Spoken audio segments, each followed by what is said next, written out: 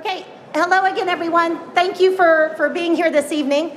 Just to reiterate, if you intend to speak on an item this evening, please do fill out a citizen comment card. Each individual speaking for themselves will have up to 3 minutes. I will not start the clock until you have stated your name and your full address, including the city. Please do be on the lookout for listening for your name so that Mayor Franey may call a couple to be on deck so that we can keep the flow moving. So thank you all again for your engagement.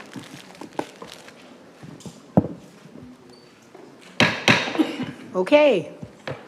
Good evening and welcome to the July 23rd, 2026 City Commission meeting. I want to call this meeting to order.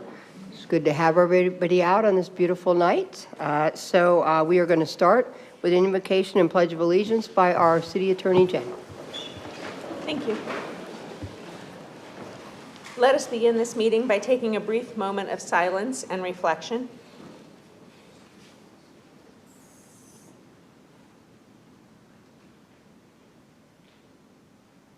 Amen.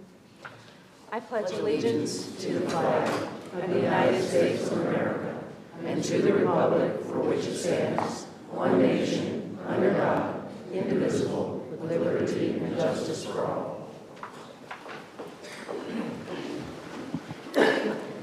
Okay, we have one presentation tonight, and it will be the Purple Heart Recognition Day 2026 proclamation.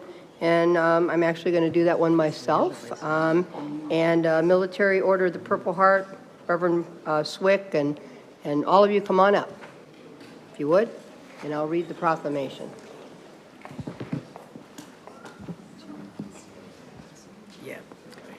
Whereas August 7, 2026 marks the 244th anniversary of the inception of the Purple Heart Award and the 94th anniversary of the Military Order of the Purple Heart, and whereas August 7th has been officially designated as National Purple Heart Recognition Day in honor of those American veterans who have earned the military tribute by virtue of their bravery and their sacrifice. And whereas the Purple Heart is specifically awarded to any member of the United States Armed Forces that has been wounded or killed in combat with a declared enemy of the United States.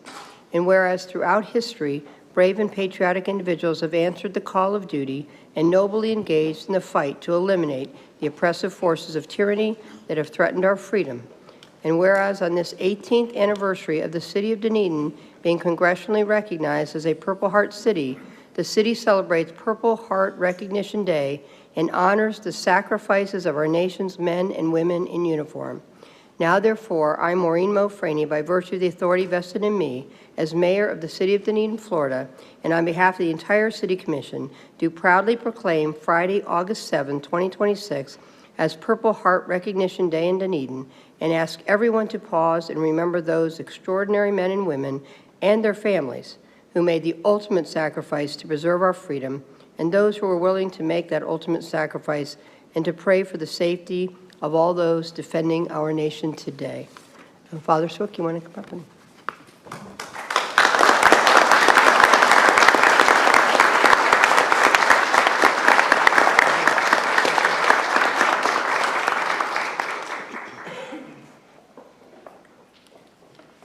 Before I make a remark or two, I'd like to have our state commander introduced.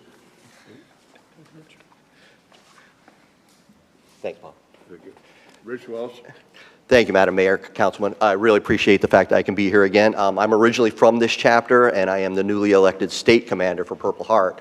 So I just want to remind you guys, every time I talk about you guys, number one, Dunedin, the first Purple Heart city in the state of Florida. So I always pump that out there to them.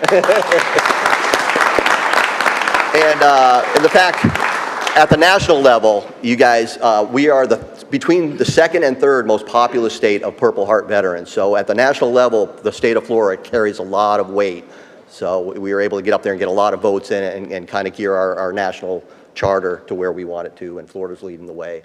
So thank you very much. Invite everybody here, August 7th, Purple Heart Day. I will be your guest speaker, so come on out. Awesome. And we hope to see you there. Great, awesome. Anyone else? Good evening. My name is Scott Daniels. I'm on the committee for 18 years, so I can tell you that for 18 years, City of Dunedin has been a leader, as it is with many other things, in the sense of recognition of what's good and well and important in our city, our state, and our country. I'm on the committee because I asked to volunteer to help somehow because my father received a Purple Heart when he was in World War II.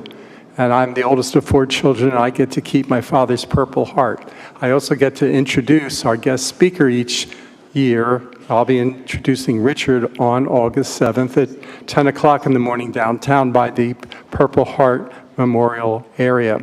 But I want to thank you, City Council, staff of the City of Dunedin, Parks and Rec, who've really made it very nice for our Purple Heart veterans, all our veterans, all of our citizens in Dunedin to be able to celebrate people who care about our country, care about freedom, and care about recognizing when good deeds are done. Thank you. Thank you very much. Father Bob? And let us pray. Oh, I'm sorry. You know, we are the first Purple Heart city here in the state of Florida, and we're very proud of that. This community is one of the most patriotic communities I've ever run across in my many years. I came from one up north, and I thought that was the most patriotic place I've ever been until I came to Dunedin. We have a spirit here of patriotism that we should emulate across our country. I thank you, Mayor Mo, and all of you commissioners for all that you do in your leadership to promote that patriotism. We need it in our country today. And the city of Clearwater, or City of Clearwater, listen to me, City of Dunedin prints out some Purple Heart recognition ceremony flyers, and I'd like to, was that God calling? I get very nervous every now and then. But I'd like to share these with you first. That's great. And they'll be printed out and be passed out throughout the community shortly. Yeah, and I do want to say Vice Mayor Walker is not here tonight because he's on business out of town, out of state, actually. And, of course, he's the only vet that's up here. And so he probably would normally read the Purple Heart Proclamation, but he, you know, all of us, you know, are just proud of all of you and what you do and what you've done. So that's great. And we're going to get a picture, too, after we.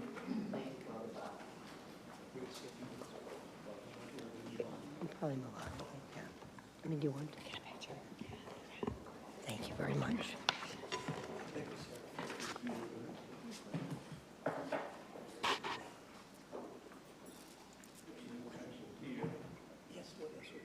Okay, we're going to get a picture, but before we get a picture, Jennifer, are we having Rob on Zoom? Mayor, we are having problems. Every time we connect, it drops, so we don't have them yet. Okay, so working on getting Vice Mayor We are on here, working but on it. in the meantime, let's have a picture.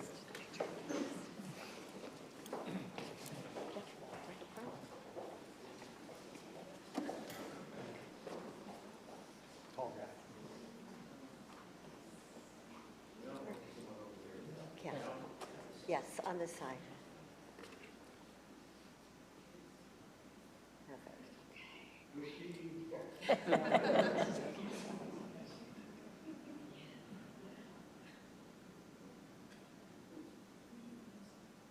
Okay, thank you. And beer. Thank you. Yeah.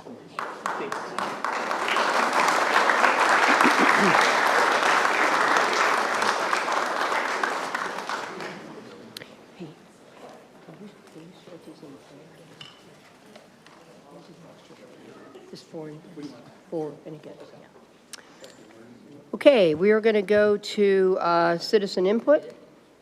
We're going to continue to try to get Vice Mayor on the Zoom call here, so he can be part of the meeting. So citizen input is a time for anyone who wants to come forward to speak on an item that is not on the agenda.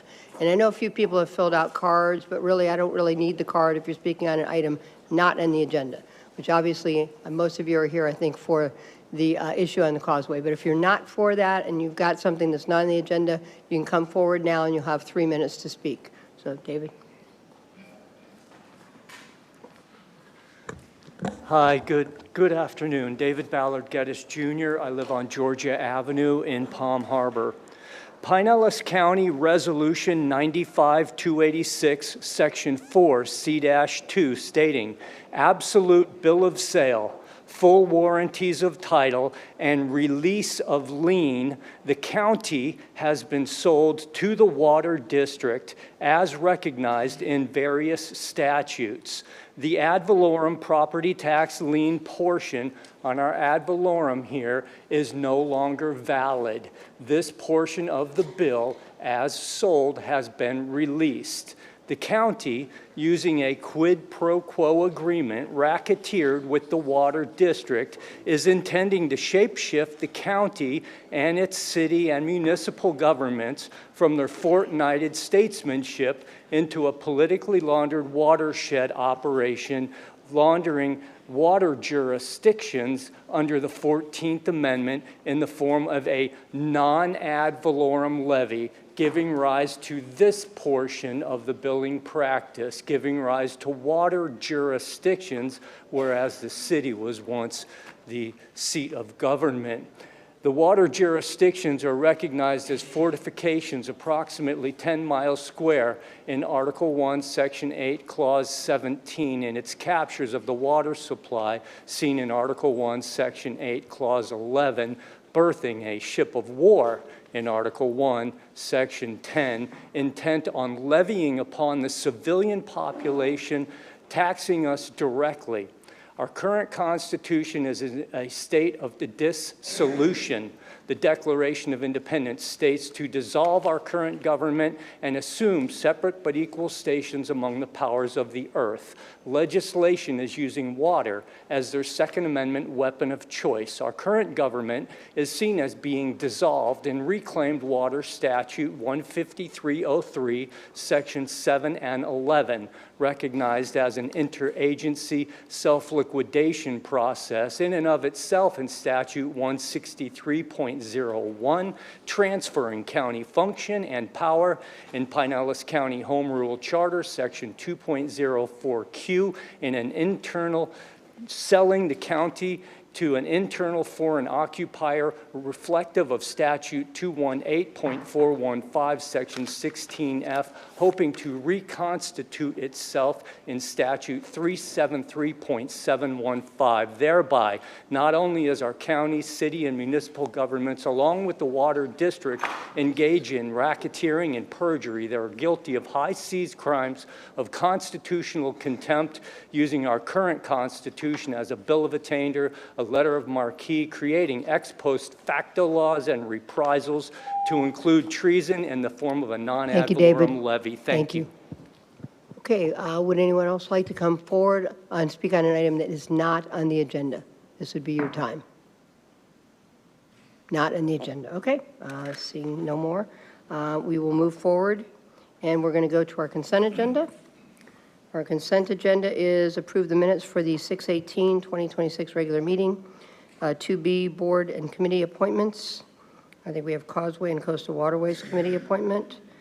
We have 2C, addendum number 1, for construction phase professional services to the GEC agreement, service authorization number WW-3-25 with Tetra Tech, Inc., a Delaware corporation for the wastewater treatment plant, emergency generator building rehabilitation project in the not-to-exceed amount of $54,964. 2D, Duke Energy utility easement for two 2,500 kilowatt transformers of the wastewater treatment plant. 2E, award bid 26-2615 for the renovation of the wastewater treatment plant break room renovation project to Panoia, I think I'm saying that right, Development LLC in the amount of $169,850. 2F, Duke Energy utility easement for electrical service at Grand Oak Park. 2G, addendum number 2 for limited construction management professional services, additional inspection services to the contract with Ardura Group, Inc. for the Marina Bulkhead Repair Project in the amount of not to exceed $34,448 for a total contract amount of $83,726. Are there any items to be pulled? I'm sorry, but I'm going to pull one, and it's 2E. So everything else, can I have a motion to approve everything but 2E? So moved. Second.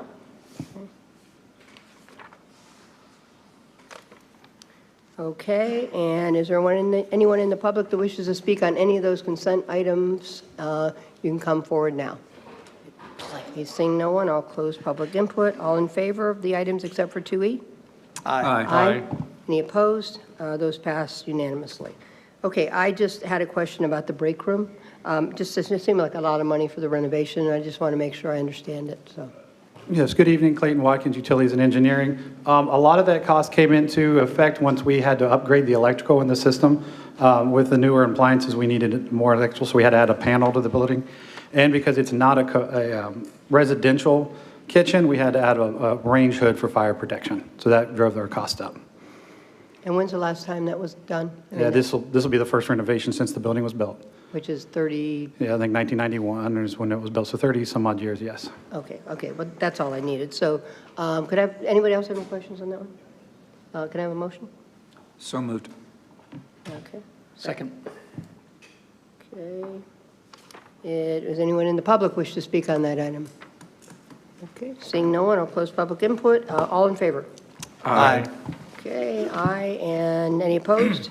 Motion passed unanimously, 4-0. Okay, we'll go to our action items. I think the main event here. First reading of ordinance 26-08, an ordinance amending the City of Dunedin Code of Ordinances to prohibit launching motorized watercraft from the Dunedin Causeway Beach to protect the shoreline, reduce negative environmental impacts, and reduce overall user safety. Jen, could you please read ordinance 26-08 by title only? Ordinance 26-08, an ordinance of the City of Dunedin, Florida, amending the City of Dunedin Code of Ordinances to prohibit launching motorized watercraft from the Dunedin Causeway Beach to protect the shoreline, reduce negative environmental impacts, and improve overall user safety, providing for applicability and severability, providing for conflict, providing for codification, and providing for an effective date. That was ordinance 26-08, read by title only. So, Jen, is it appropriate to take a motion after we've had all the public input and get the presentation? So what you're looking to do is take the public input, have the presentation, and then do a And motion? then we'll take a motion. I Yes, just you can think do for that. something this big, it's kind of a good Sure. way to do it. So it doesn't seem like we've made up our minds, Mm-hmm. open-minded. Okay, so on that note, we're going to pass over that. We'll come back to the motion, and we're going to go right to staff presentation. I think we've got Jorge, Tony, and Nicole all on this one. Good evening, Mayor, City Commission, and members of the public. We're here to kind of represent the information that we provided during the June workshop discussing the launching of motorized watercraft from the Dunedin Causeway. Let's see, we'll go from, thank you. All right, so we're going to provide a little brief history and background, the current environment on the causeway, benefits to the environment and the public, Pinellas County's support, the current ordinance and the proposed ordinance, and with those recommendations for your consideration. Good evening, Mayor and Commission. This is Nicole Delfino. Too close to the microphone. Strategy and Sustainability Manager, just to go over the history and background of the causeway. Of course, many of us know these points here, but it was built in 1963, open for recreational activities, currently between 5 a.m. and 11 p.m. In 1990, the City Commission tentatively banned launching motorized vehicles or watercraft from the causeway.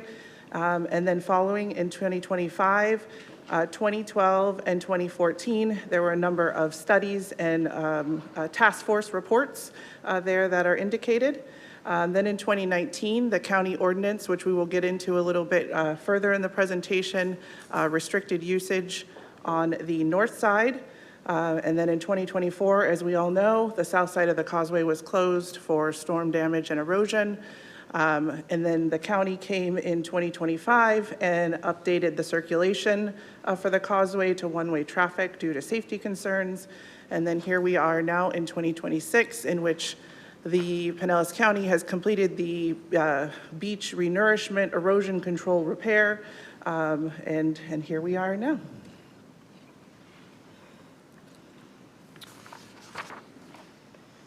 Sorry. current ordinance, Tony? Sure. The current ordinance delineates separate areas from the beach for different access for watercraft. On the north side, there has been no launching of watercraft or motorized watercraft since the 90s. On the south side, there's been 3 distinct sections. There's been a section that has allowed motorized watercraft. There's a section that prohibits any watercraft launching at all, and then there is a non-motorized watercraft area to the far west. This is just a different map of that, a little bit clearer on how that looks. This is the language from the county code, just stating that it's unlawful for any person to cause seagrass damage within the aquatic preserve system, which this whole area is part of the Pinellas Aquatic Preserve. With discussion with the county, they're supportive of a change of eliminating motorized watercraft, kind of pursuant to this code and just their general stance of preserving the environment.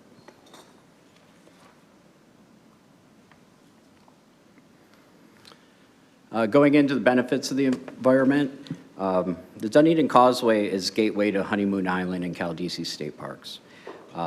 The causeway itself is an active recreation space for many forms of recreation, providing waterfront access to the public for paddle sports, fishing, swimming, and motorized watercraft currently.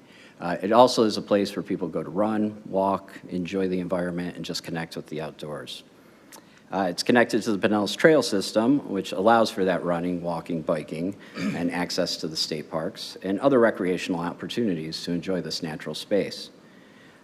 In late 2025, the Dunedin Causeway and Coastal Waterways Committee made a recommendation to prohibit motorized watercraft along the entire causeway. The causeway does not have a developed boat launch on it. This is shoreline launching that is kind of ad hoc, where people back their trailers up to the water's edge and launch their vessels. This shoreline launching has many impacts on the natural environment, and this has been brought up that impacts are also caused from kayaks as well as foot traffic as well. But the motorized watercraft have been shown to have a greater impact, and in many different ways than just disturbance of the seagrass. Motorized watercraft produce higher wake energy and propeller thrust that crashes into the shorelines, strips away protective aquatic vegetation, and erodes the banks. Disturbs the bottom, launches and shallow water maneuvering, such as powering off a trailer or onto a trailer, cause prop scarring and jet wash as well. With that, there's more sedimentation that occurs within the water. Resuspension of that sediment changes the shoreline profile and increases wave thrust against the shoreline. And then turbidity, suspended particulate within the water column, blocks sunlight and affects the native flora and fauna of the area. As well as nutrient loading. The churning of the bottom sediment increases nutrients within this space. And then additionally, chemical pollution from internal combustion watercraft is present with the vegetative damage that's been discussed, as well as wildlife disturbance from the noise, wave action, turbulence displacement, nesting birds are disturbed, as well as stranding and injured fish. A prohibition of motorized watercraft through this section would reduce congestion and remove some of the recreation conflicts that are currently present on the causeway.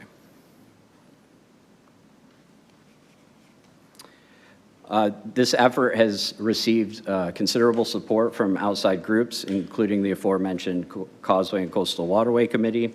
The Pinellas County has supported this effort, as well as the Sierra Club, Tampa Bay Estuary, Sailability, and the Windlasses. So I do not believe Chief Handoga is here with us today. This is some information that he shared with us at the workshop. Again, as he had stated at the workshop, it is a little bit difficult to separate the different types of calls that are being received because they're coded for the causeway in general. But they did an analysis from pre-closure period of January 1st, 2021 until at that time the current date of May 16th, 2026. And you can see there the number of calls and rescues. And I know when he presented here during the workshop, he had also mentioned the two related deaths that had occurred adjacent to the causeway. And also, Teresa Smalling, who presented on the Pinellas County Sheriff's data, we did request that they put this information together, again, extending pre-closure period, starting January 1st, 2022 to April 30th, 2026. You can see the number of calls that were there. Of those calls for the causeway, 80 were jet ski related. This is attached to the agenda item. The type of calls and the incidences are all listed in that item. You can see pre-closure, many of the offenses, so to speak, were in regards to jet skis that were on plane or not going through the proper wake zone. And then following the closure, most of the calls were related to unauthorized launching.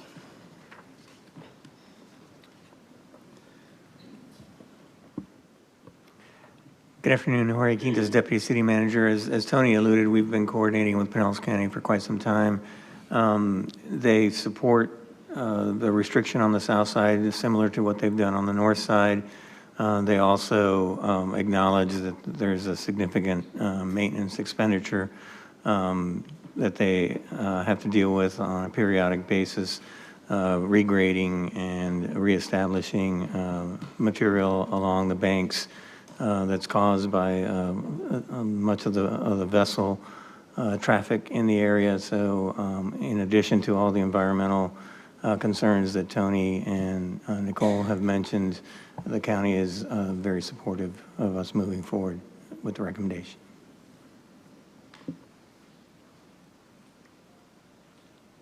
And the ordinance, I'll spare everybody from reading it, but you know, it does recognize that you know, impacts to the seagrasses and damage to the aquatic preserve is impacted by vessel operations in this area. So.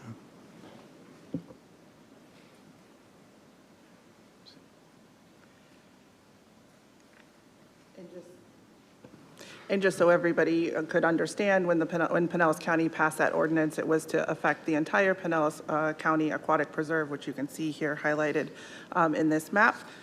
Go forward. And then just for reference, we did pull together, based on mapping, those launching points that were closest to both the causeway and to the Dunedin Marina. And you can see those listed here as those available spaces. So most of them are public and do come with a cost to launch. There is, I believe, a few that are listed that are private as well. And then, of course, we, when we presented at the workshop, we were going through what this looks like as far as the ordinance review process goes. When we presented it, we left with the consensus direction to develop the ordinance language, which we've done.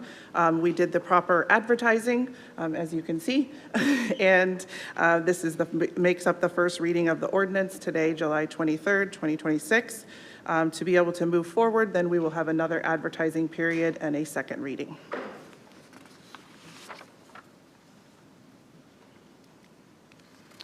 So with that, the staff does recommend the City Commission adopt Ordinance 26-08 and amending Ordinance 14-21, Section 5432, to prohibit launching of motorized watercraft along the Dunedin Causeway.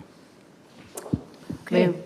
Yes. May I just add just a few things and Sure. call your attention Yes. to the staff report as depicted in our agenda. There are a number of committees and agencies that have written to us in support of the ban on motorized watercraft on the causeway. And actually, our Causeway Coastal Waterway Committee last December sent a recommendation to the City Commission to ban launching motorized watercraft. Pinellas County owns the causeway, which is, you know, when I look at social media, I see a lot of people are mistaking the city ownership for Pinellas County. That's why Pinellas County has been so involved in our recommendation, and that we have in writing that they are allowing the city of Dunedin City Commission to make this determination. We've also heard from the Sierra Club supporting staff's recommendation, the Tampa Bay Estuary supporting recommendation, the Windlasses, which is our own sailing folks, is supporting it, as well as the Rosewood Arms, of course, the condominiums right next door. So there are a number of agencies that are supporting staff's recommendation to the City Commission.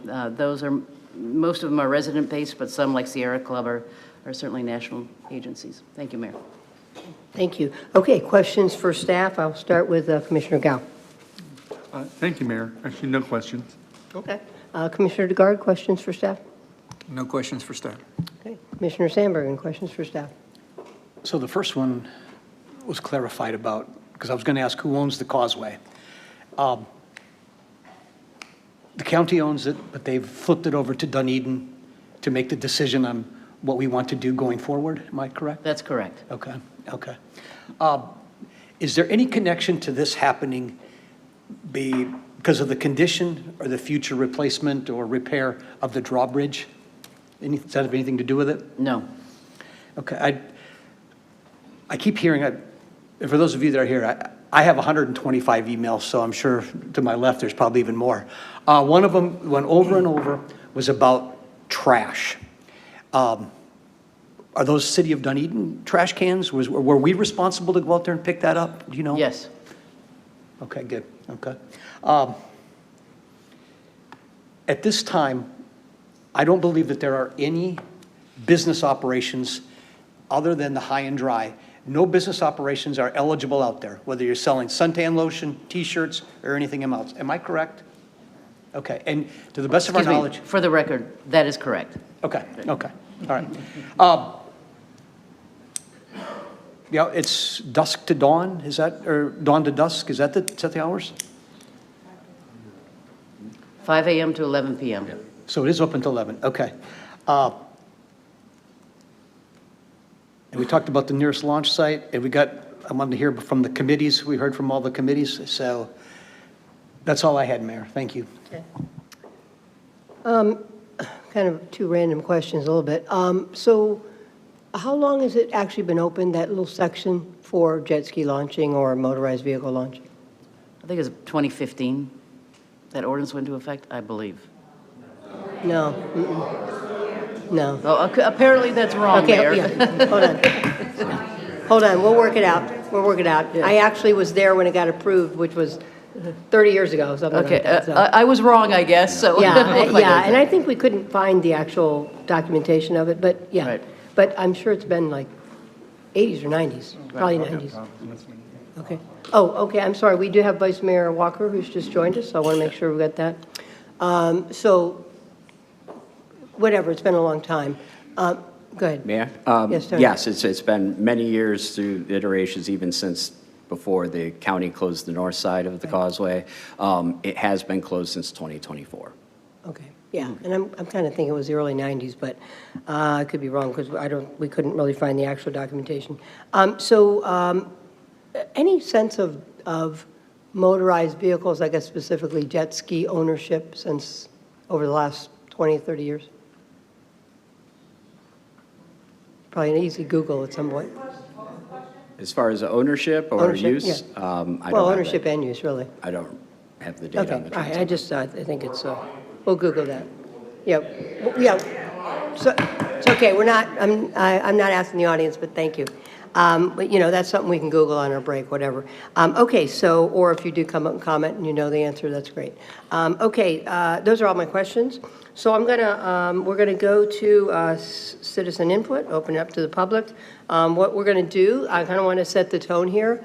If you haven't and you do want to speak and you haven't filled out a card, you should fill out a card, and they are, what, in the back? Yes. Yeah, there's someone in the back, right outside the room? Heather is happy to help, Tammy can help, and there are cards readily available. Okay, and so if you still need to do that, just take your name and you say for or against, and you get to come forward. Or if you're undecided, you can say that too, and you can come forward. And you'll get 3 minutes, and I'll be very strictly adhering to the 3 minutes tonight, because we have a lot of people that are going to want to speak. And the most important thing I want to say, and this is a very, very classic night as to why we have these rules in place, which is, tonight is about respect. I've got cards that are, pretty much not that different in terms of each side of a very hot issue in terms of for and against. So respect is the word tonight.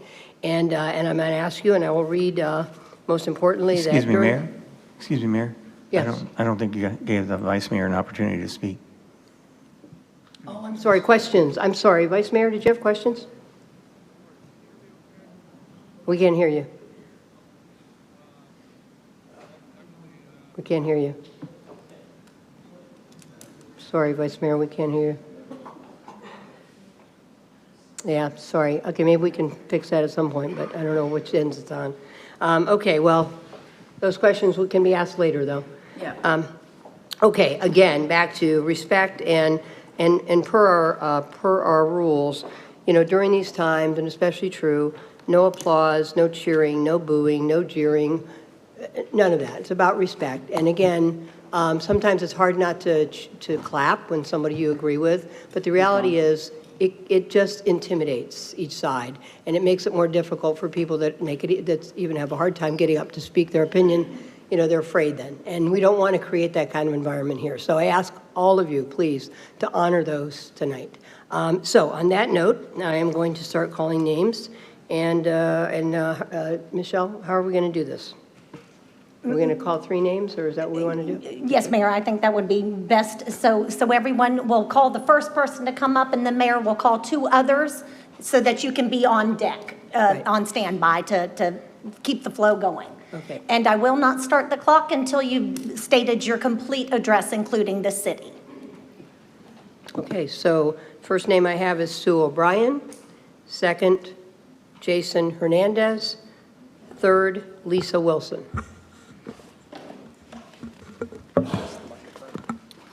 Hi, sorry, didn't expect to be first. So name and address for the record. Susan O'Brien, 1030 San Salvador, Dunedin, Florida. Yeah, I think we need to. Yes, 1030 San Yeah, Salvador. can you repeat it? I'm sorry. I do like the hat, by the way. Susan O'Brien, is that loud enough? Susan O'Brien, 1030 San Salvador, Dunedin, Florida. I'm lucky enough to live in a generational home with my And parents. We Susan, have not to put you on the spot, can people hear her now that she's talking right into the mic? Okay. Okay. Does it need to go up a little bit, or are we good? Okay. And Okay, so my go thing ahead. is, I've been coming here for years, doing jet skis off the causeway, and to punish a whole bunch of people over what you think is bad behavior for some, I think is wrong. There was a lot of things said about the environment impact today, but nothing about the impact of the people that live here, the people that can't afford boats, the people that can only afford jet skis. We moved here so that we could be on the water. And so for you to take that away from us is just not cool. We've had a boat, we've been in the Dunedin Marina. Sometimes it just doesn't work where you can keep that going, it's expensive. And so the only way to get on the water is a jet ski. And really there is no place, we've been paying $25 down at the Clearwater Marina just to launch, and that's under construction. I've just been disappointed in Dunedin since the hurricanes. Why do we even rebuild the causeway if we can't use it? Not only that, we're protecting a man-made structure. The Dunedin Causeway was built, it's man-made. Therefore, what are we doing trying to keep seagrass around it? We built it. We didn't care about the seagrass when we built it. Why do we care now? I think the people of Dunedin have a bigger right to that water than the seagrass. That's all. Thank you, Sue. Appreciate that. Okay, Jason Hernandez, we're not going to clap. Jason Hernandez.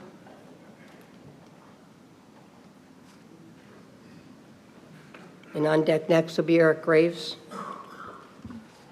My name is Jason Hernandez. I reside at 1638 Franklin Way. That's in Dunedin. Zip code is 34698. Thank you.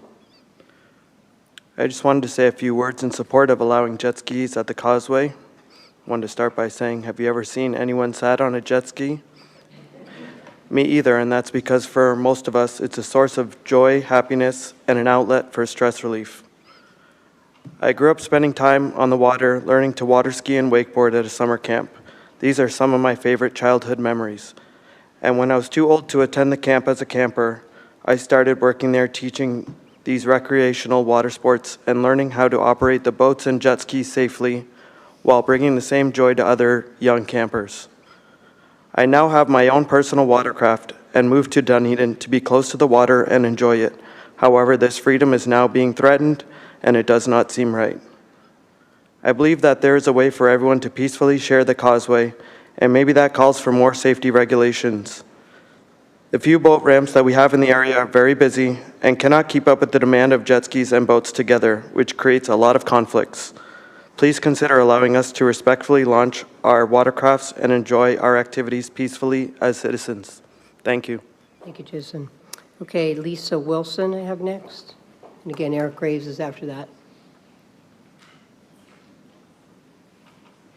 Hi, my name is Lisa Wilson. I live at 2366 Rutland Lane, Clearwater, Florida, 33763. I'm against the ban for the jet skis. I've lived in Pinellas County my entire life, since 1977. I've lived in 4 different Dunedin addresses and owned a business in Dunedin.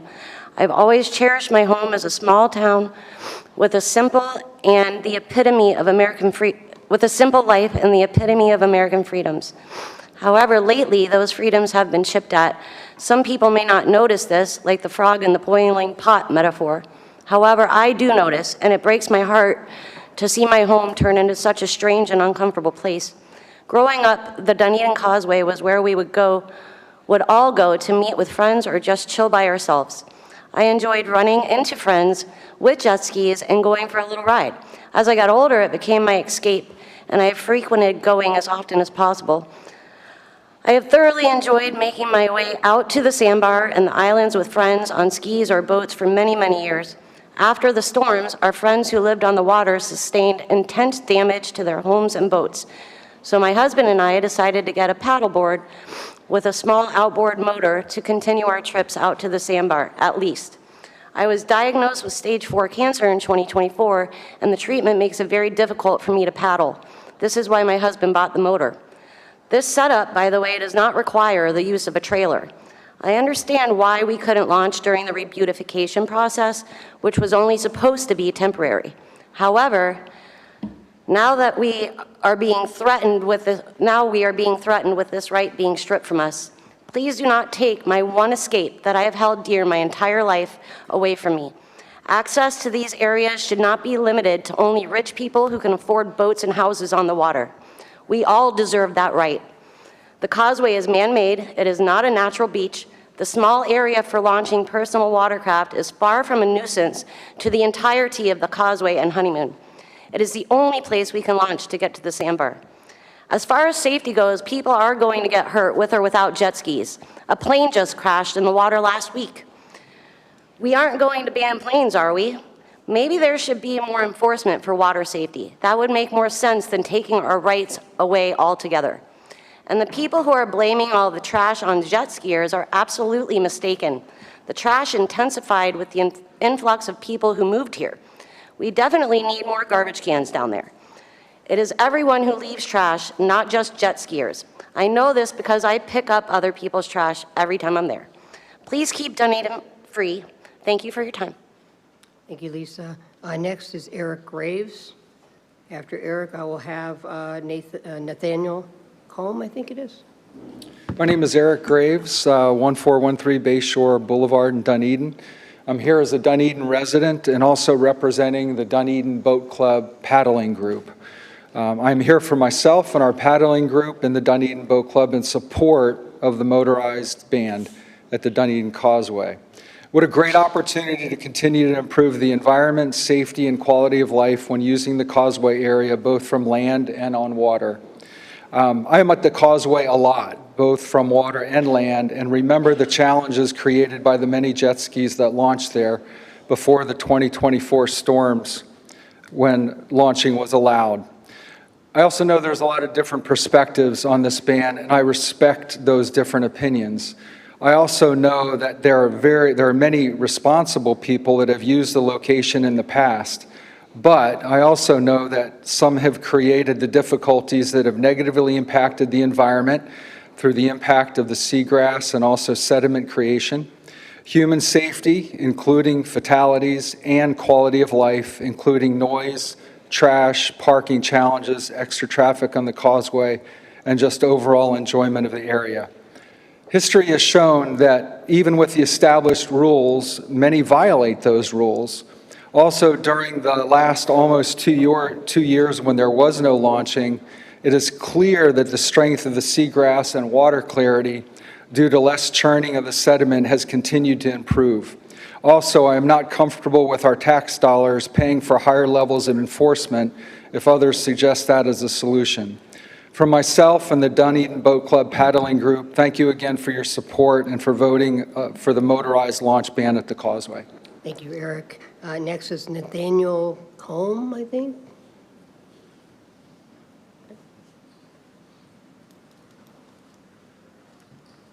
And after that will be Steve Menke. Nathaniel Combs, 2664 Wildwood Lane, Palm Harbor, 346884. And I've got 2 properties here in Dunedin, too.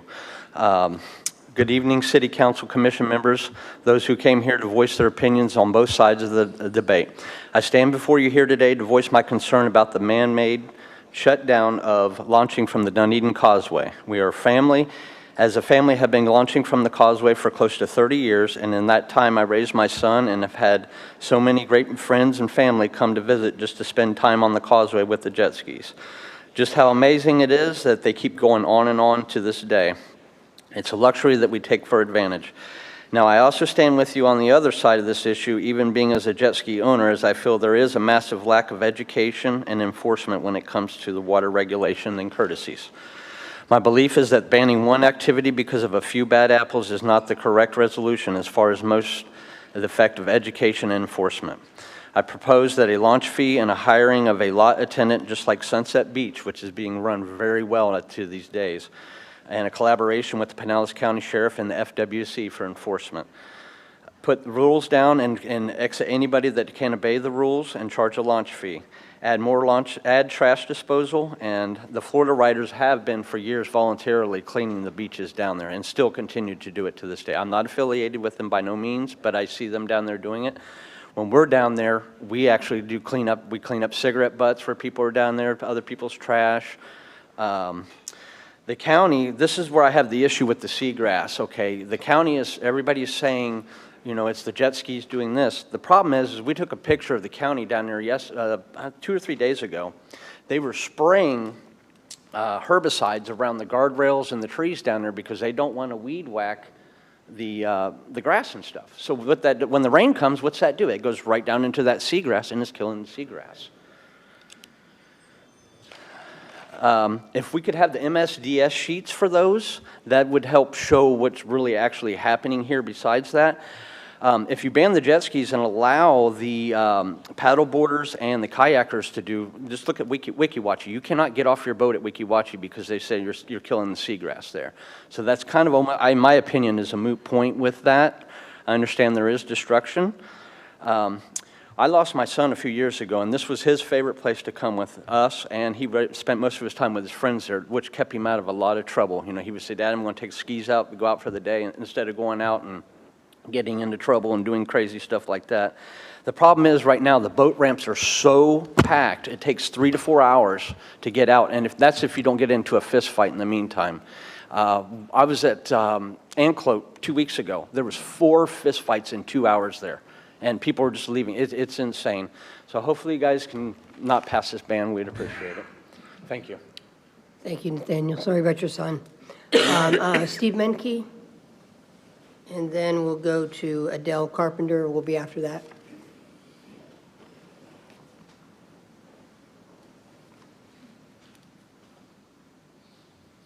Good evening. Thank you for a couple of minutes up here.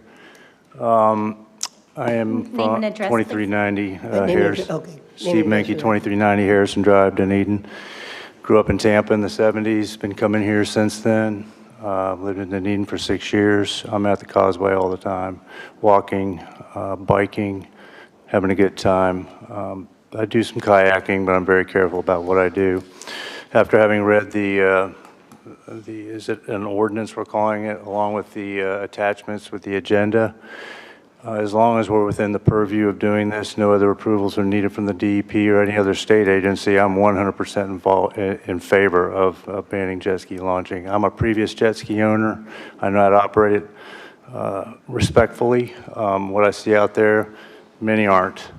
And I'm okay with leaving the kayak launch area where it is now. We don't have to expand it, but I see what is happening with the influx of residents and visitors into this area that's wearing this causeway out.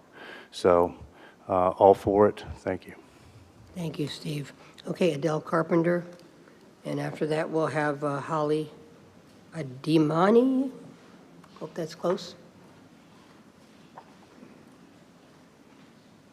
Hello, Adele Carpenter, 2144 Druid Road, Clearwater. First, I want to thank you guys for hearing our opinion. Nobody ever wants to deal with these things, and I know how complicated this can be. I want to say that as a Florida native, I grew up here. I spent every summer of my life enjoying the waterways here in Florida, enjoying going out jet skiing and boating with friends and family. As I got older and I had children, I returned to Florida to share those joys with my children. We got one summer of enjoying the causeway, and then you guys closed it down. I understand that a beautification needed to occur. It happens with all of the beaches after a storm. I would like to be able to go back to barbecuing with my children, enjoying the sun and the fun that Florida is all about. If you're talking about a safety concern, and that's the reason we're closing this down, launching into a motorized vehicle causeway that is there for paddleboarders is unsafe. The only people that should be launching from a causeway into a motorized intercoastal waterway are motorized vehicles. You can't say that it's for safety concerns and still continue to allow non-motorized vehicles to launch into that area, unless you plan to divert or move an intercoastal waterway. I also would like to say that in regards to water life and grasses, jet skis aren't constructed to cause damage. They're not constructed to harm animals. They have an internal combustion system that sucks in water and pushes it out. The seagrass actually causes more damage to a jet ski than anything. We don't want to cause any damage to the stuff, or to the seagrass. It's being on the surface of the water from fish nets and a variety of other things dragging out in the causeway, that's what causes it to come up and be there. I also agree with the previous person that said spraying along. We see it happening all the time. You come and spray anything that causes weed killer and then it runs down into the causeway, that's going to kill all of the grass that is there also. I would encourage you guys to consider opening it so that everybody has the right to enjoy the water here in Florida, because that is what Florida is all about, enjoying fun and sun in the water. Thank you. Thank you, Del. The next person is Holly Adimani. Is that right? Adimani? Holly Adimani. Nobody? Okay. Actually, I guess she waived speaking and said she was for the ban, so maybe that's why she signed it and left. So, okay, I'll have to make sure I look at that. Mayor, okay. does it say what city she was from? She is, Holly is on Paula Drive in Dunedin. Okay, thank you. Okay, this one as well may be a waive speaking and against. It's Rebecca Cabrera. Rebecca Cabrera. You want to waive speaking, but you're against? Okay, thank you. Okay, and Newport Richie. Okay, and so that will take us to Karen Locust. Actually waiving speaking, and they are for the ban, and they live as well on Paula Drive, Dunedin. Then we go to William Calavine, who is waiving speaking, but looks like they are against. I don't know if they're still here or they did want to speak, but let's make sure. William, and that is Ford Lane in Dunedin. They were undecided about speaking, but they're waiving it and they're against. So well, they're gone, so I guess they made their decision. Okay, Terry Taz. Terry Taz, looks like they were going to speak, so. And I'm going to have James O'Brien on deck. So Terry Taz. Name and Taj? Okay, all right. Name and address for the record, and you have 3 minutes, sir. My name's Terry Taz. I live at 1598 Nantucket Court in Palm Harbor. First off, I'd just like to say I've been using the causeway a lot since 1969. When I was 11 years old, I used to fish off the causeway. The trouts were way bigger in those days. The speckled trout were so big, we didn't have monofilament, or we didn't have stranded, we had mono. 20-pound, I had to walk it to the end. They were so big you couldn't pull them up. And I fed 5 sisters, and there was me. That was my job, get fish. Anyway, I've used it for walking, fishing, swimming, a lot of windsurfing back in those days when we had a windsurfing shop at the very end, and sunset viewing. I've had a lot of boats through these years and decades, and I used all the boat ramps close by, happily. You know, I graduated Dunedin High, I grew up here, and I've been here 57 years using that causeway. It is my paradise as well. The extra traffic on the weekend from the jet skis and trailers coming in and out make a relaxed walk or a bike ride, you know, pretty much impossible. If not dangerous, I have taken my grandkids on scooters and, you know, it's pretty dangerous. You know, I'm the last guy against jet skis. I love them. You know, I'm a water guy, I'm an outdoor guy. But I'm against turning the causeway into a public boat ramp. It's never been that. It's always been peaceful, quiet, you know, and maybe that other guy's suggestion was good. Maybe maybe we turn one portion of it to a dedicated boat ramp, which is going to cost money, and have a guy sitting there guiding everybody in and out. Okay, but the way it is now, it's chaos. And the jet skis are out there, chaos, along with the kayakers, the occasional windsurfer. You know that's true. They do 60, 70 mile an hour today. They're not doing 20 and 30 like they did before. You know, it's uncontrolled, and it's dangerous. As far as besides all the seagrass and you know, somebody said that the foot traffic would be worse than trailers. And I'm like, that is ridiculous. You know, the weight of a jet ski and its trailer sinking into the sand isn't like walking over the top of it with a 150-pound person. That's just my opinion. I would just say for now, there's got to be another solution for this, for all of us.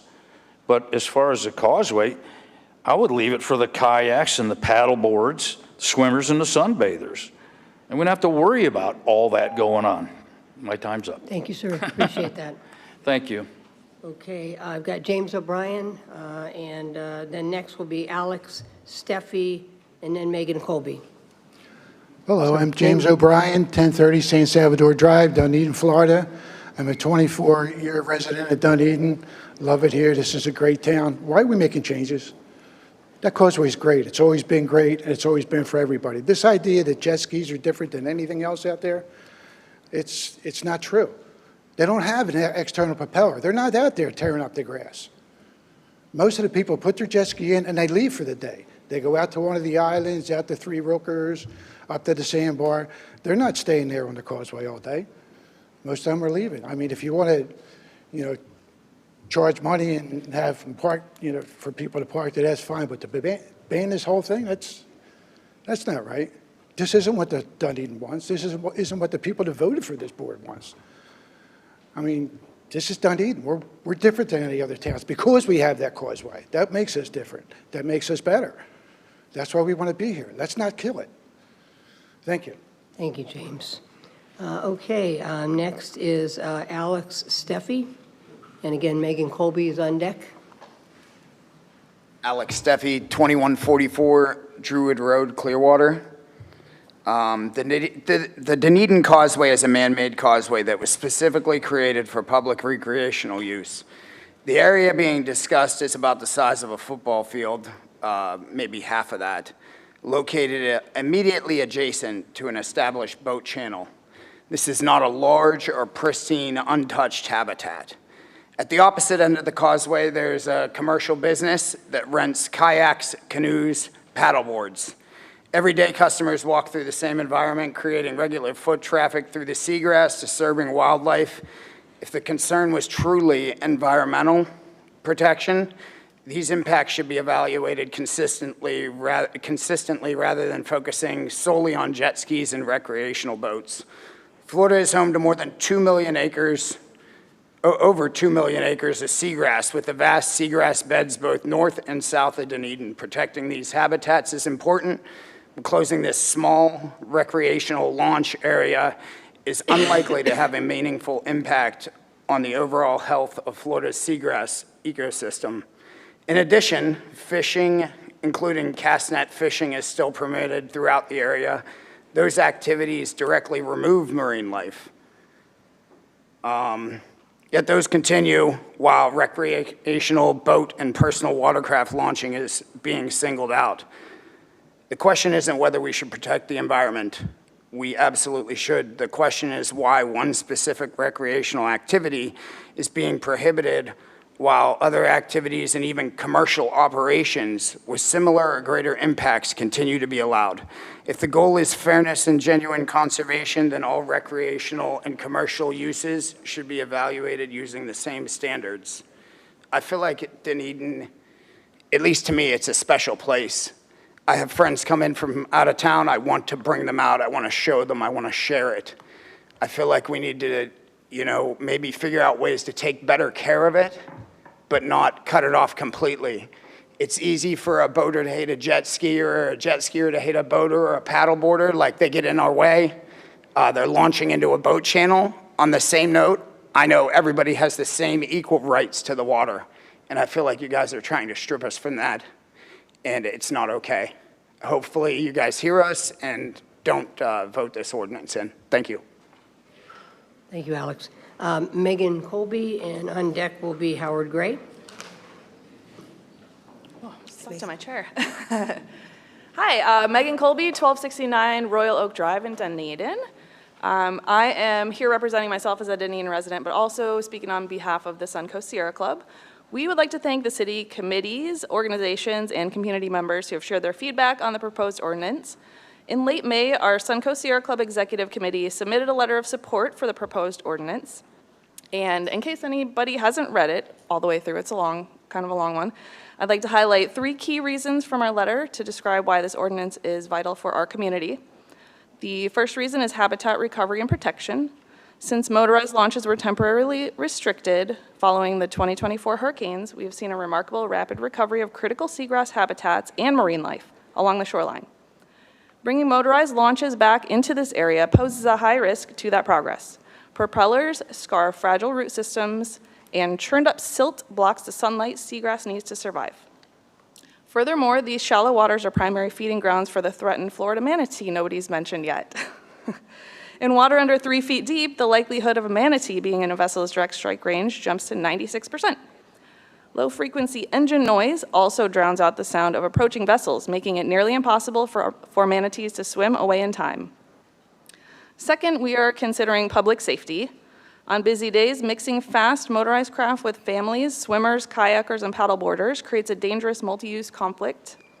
Designating this shoreline exclusively for non-motorized launches keeps swimmers safe, prevents paddlers from being capsized by wakes, and eliminates chaotic navigation during low tide. Finally, the ordinance safeguards our public investment. We all mentioned that it took a lot of time for the causeway to reopen, and it still almost hasn't yet. It also costs a lot of taxpayer money. That freshly re-nourished sand needs years to compact naturally. High-thrust propellers and personal watercraft impellers act like underwater excavators, actively eroding the beach and undercutting our costly geotextile repairs and rock revetments. Using an uncompacted, sandy beach as a motorized launch directly contradicts best practices for resilient coastal engineering. especially important given our proximity to Honeymoon Island and Caladesi Island state parks. In conclusion, we thank the Commission for your ongoing environmental leadership and for giving us the opportunity to secure a safer, more resilient, and biologically vibrant causeway. The Suncoast Sierra Club strongly urges the Commission to vote yes on this ordinance. Additionally, we encourage the City of Dunedin to work with Pinellas County to establish a long-term plan for a model living shoreline at the Dunedin Causeway, with additional plantings and infrastructure to further advance its resiliency. Thank you. Thank you, Megan. Okay, our next speaker will be Howard Gray, and on deck will be Luis Rivera. Howard's on, I think, 3C about the parking garage. Oh, okay, gotcha. Well, that's one less speaker for this one then, Howard. Thank you. Okay, we've got then Luis Rivera, and let's put Sean Spencer on deck. And you're waiving speaking? Okay, waiving speaking, but you are against, and Safety Harbor, Florida, looks like, correct? And is that Lewis or Sean? Luis Rivera, that was? You're Sean? Yeah, I'm just clarifying. Safety Harbor, Florida, though, right for Lewis. And I'm sorry, Lewis was for or against? Against. Against. Mm-hmm. Okay, Sean Spencer, and let me see, on deck, let's put Hank Hode, H-O-D-D-E, I think. Okay. Okay, Sean. Hey, I'm Sean Spencer. I live in 4250 Woodfield Avenue, Holiday, Florida. I'd like to take everybody back just 2 years ago when we were hit by back-to-back storms. After the storms, the city closed the designated jet ski launch area, claiming it was unsafe.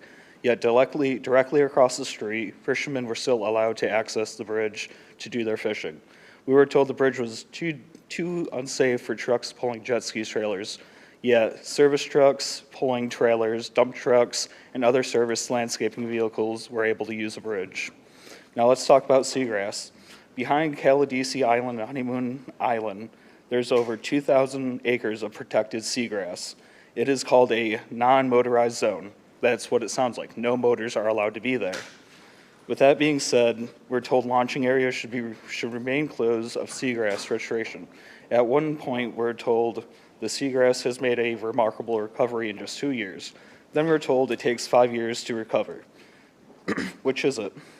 If the protection of the environment is truly the goal, then why not close Honeymoon Island to the public access for 2 years and see how much wildlife and vegetation returns? We all know that's not a realistic situation because public access and environmental protection must coexist. I'd also like to point everybody to a third-party study conducted by Hernando County at the Weeki Wachee River. According to that study, boats and personal watercraft cause less damage to seagrass and then activities such as people walking through shallow waters, grass beds, dragging kayaks and across them, and repeatedly standing and swimming across those areas. If protecting the seagrass is truly the objective, the same standards should apply to every activity that impacts it. Otherwise, it begins to look a lot less like environmental protection and more like singling out a specific user group. Safety has always been raised regarding kayakers and crossing. This is an active navigation channel. Boats have always been operated there, and they always will. Suggesting we ban vessel launching because kayakers may cross the channel is like suggesting we ban cars from Dunedin roads because some people have been struck while riding e-bikes.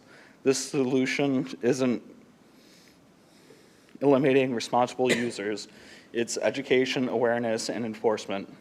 We have also heard the claims that the launch area is constantly covered with trash, but there's 2 small trash cans. When they get overfilled, people naturally put the trash next to the cans. Wildlife opens up the bags and spreads it from there. We need more trash cans. Finally, I'd like to address the claim that jet skis are somehow more dangerous than traditional boats. Personal watercraft use enclosed jet propulsion systems. They do not have exposed spinning propellers that can disturb the... Thank you, Sean. Sorry. Hank Hode, you're next. And just so, again, it's a confusing relationship on the causeway, but, you know, when the causeway closed, the county had the authority to do that. And then they had to wait for FEMA money, which was about $1.3 million to do the repairs. So that's what's in process now. But they had that authority. We didn't take that authority. We don't have that authority. But we do have the authority to regulate this area. So just wanted to make that clear.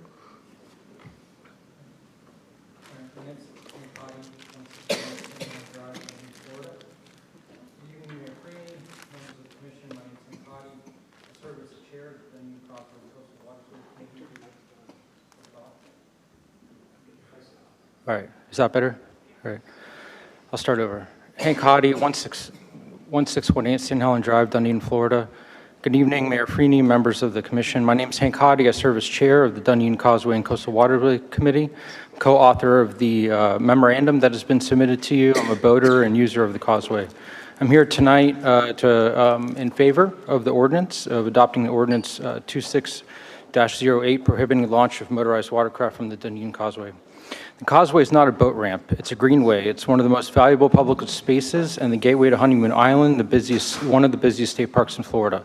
On any given weekend, that stretch of shoreline is shared by swimmers, kayakers, paddleboarders, cyclists, anglers, and families enjoying the beach. For years, our committee has heard and documented real conflicts between that mix of uses and the launching of personal watercraft. We've seen unauthorized commercial activity, unlicensed rentals, and sales operating in direct violation of city code. We've seen safety conflicts, high-speed motorized traffic moving through water shared by swimmers and paddlers, and we've seen environmental harm, including seagrass scarring, shoreline erosion, and sediment disruption in a shoreline that sits inside the Pinellas County Aquatic Preserve. Then the hurricanes hit. When the county closed the southeast entrance and halted personal watercraft launches after Helene and Milton, something notable happened. Marine life returned. Shoreline disturbance dropped. Marine police no longer needed a standing presence at the east end. Pedestrians and cyclists reported feeling safer. And the county, which has repeatedly told us the causeway is the costliest area to maintain, saw those costs come down, aka taxpayer funding. That was not hypothetical. That was a real-world pilot, and it worked. Ordinance 26-08 simply makes that improvement permanent. It does not close the causeway. It is not banning boating in Dunedin. It draws one narrow, precise line. Motorized watercraft may not be launched or landed from the causeway beach itself. Paddling, swimming, fishing, and every non-motorized use of our residents' love continue exactly as they are today. This ordinance is grounded in the city's home rule authority, consistent with the county's own planning direction towards one-way traffic and reduced beach access on the south side, and directly responsive to years of committee findings and 2 prior advisory recommendations from the city's own volunteer committee. The causeway belongs to everyone in this community and to thousands of visitors who cross it every year to reach Honeymoon Island. Protecting the seagrass, environmental protection, protecting swimmers and paddlers, and protecting the shoreline itself is worth one narrow restriction. I do want to add that we are all for alternatives and are up for hearing alternatives versus just an outright ban. But as far as what we've heard so far, prohibiting launching from the causeway will have all of the impacts and benefits that we've heard tonight. So thank you. Thank you, Hank, and sorry I had my coughing attack when you were coming up, but thanks for all you do. Thomas Black would be the next one, so 3 minutes, name and address, and I've got Kim Begay, I think after that, on deck. Thomas Black, okay.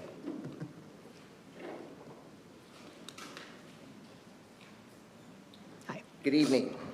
Thomas Black, 203 Leafwood Road, Tarpon Springs, Florida, 34689. First of all, I'd like to thank you all for having this open mic for some feedback, and appreciate that. A little bit about me, I'm a retired combat veteran. And my current job, my current business, I'm a business owner, and I train veterans today in the aviation industry. Also, I've had my U.S. Coast Guard's boat license since 1984-ish.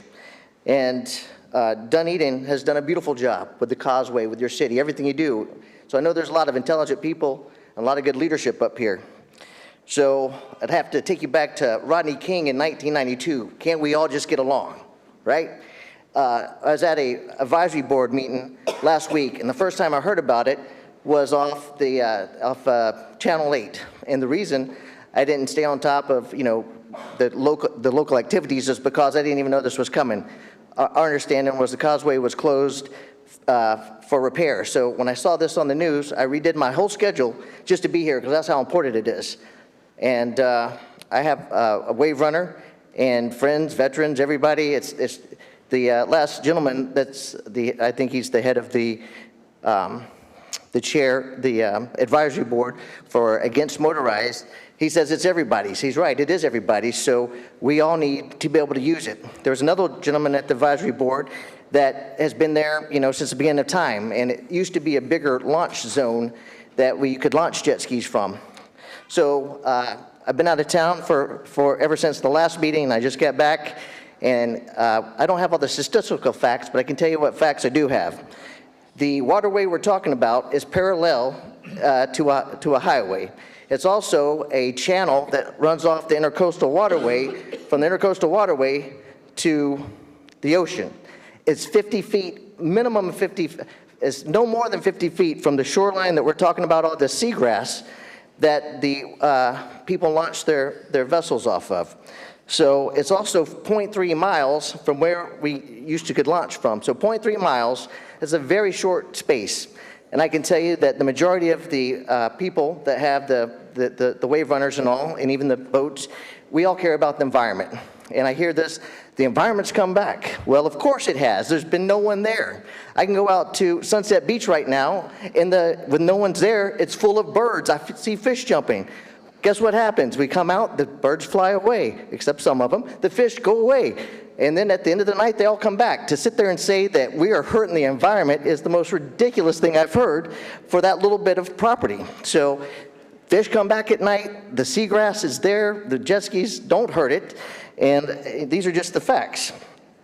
So everyone's harping about the environment. What about us and our rights and the sanity we have and the peace of mind that we have? Anyway, thank you. Appreciate your time. Appreciate it, Thomas. Kim Begay is next, and on deck will be John Lobier.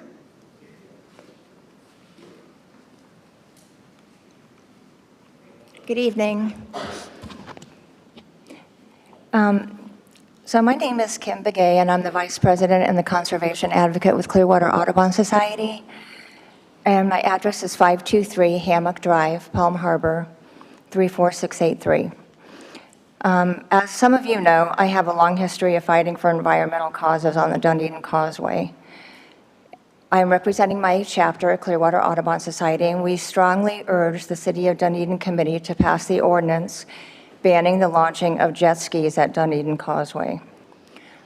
I'm not sure if any of you have pulled up the latest seagrass study conducted by SwiftMud on July 7th, 2025, but there is a stark difference between the south side, where the jet skis have historically launched, and the north side directly across the street.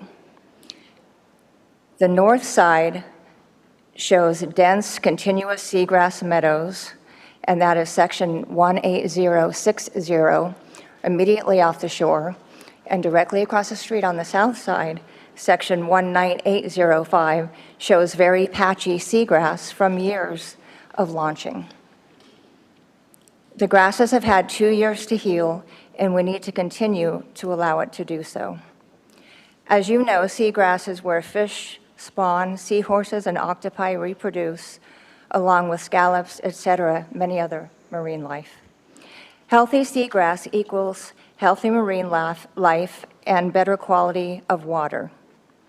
It is more effective than any plant in the Amazon rainforest at sequestering carbon dioxide. It is a very important plant. This is such an environmentally significant area with Caladesi Island, Honeymoon Island, and Three Rooker. Why spoil it with the extra traffic, trash issues, noise pollution that come with launching of jet skis? You're driving down a causeway that should be nice to look at and environmentally protected to go to these beautiful parks, and we don't want to have this section over on the south side that with, all kinds of noise and obnoxious activity. I have watched the FWC officers hand out citation after citation to jet skiers who have dangerously and repeatedly entered into the motor exclusion zones at high rates of speed, which is a very real danger to swimmers, snorkelers, wading anglers, etc. They don't seem to know about the designation nor care to follow the rules. When the launching area was closed after the last 2 hurricanes, they brazenly simply moved west down the causeway and started launching in the motor exclusion zone near the Honeymoon or Tidal Relief Bridge. I guess the rules apply to everyone except them. Healthy seagrass and less obtrusive noise levels benefit the many species of wading birds, shorebirds, and seabirds. More fish equals more bird population, and the Dunedin Causeway has a stable population of the rarest wading bird in all of North America, the reddish egret, which only forages in a coastal tidal flat, which is exactly what the construction of the Dunedin Causeway back in 1963 provided for them. Thank you, Kim. Appreciate that. John Lobier is next, and on deck would be Mark Clark. Hi, John. Hello. I hope everybody can hear me. My name's John Lubier. I live at 436 Helen Street, Dunedin, 34698. I rise to support jet skiing on the causeway. I hear everybody talk about jet skis. The ordinance is for motorized launching. Any motor, right? Or we just talk about jet skis? Because they're launching motorized craft on the causeway as we speak. Motorized. Every day. Motorized. Somebody comes with a little canoe with the boat motor on it. Motorized. A little boat, fish, whatever. So we need to decide what that is. Secondly, it has nothing to do with seagrass. It's all about people's perception. I can still drive the jet ski up and down the shore 5 feet from the shore. This ordinance does not stop that.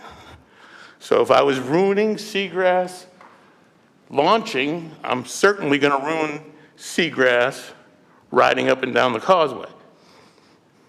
As other people explained, it is a channel. And we're talking about a very small area of the causeway, less than a quarter of the causeway.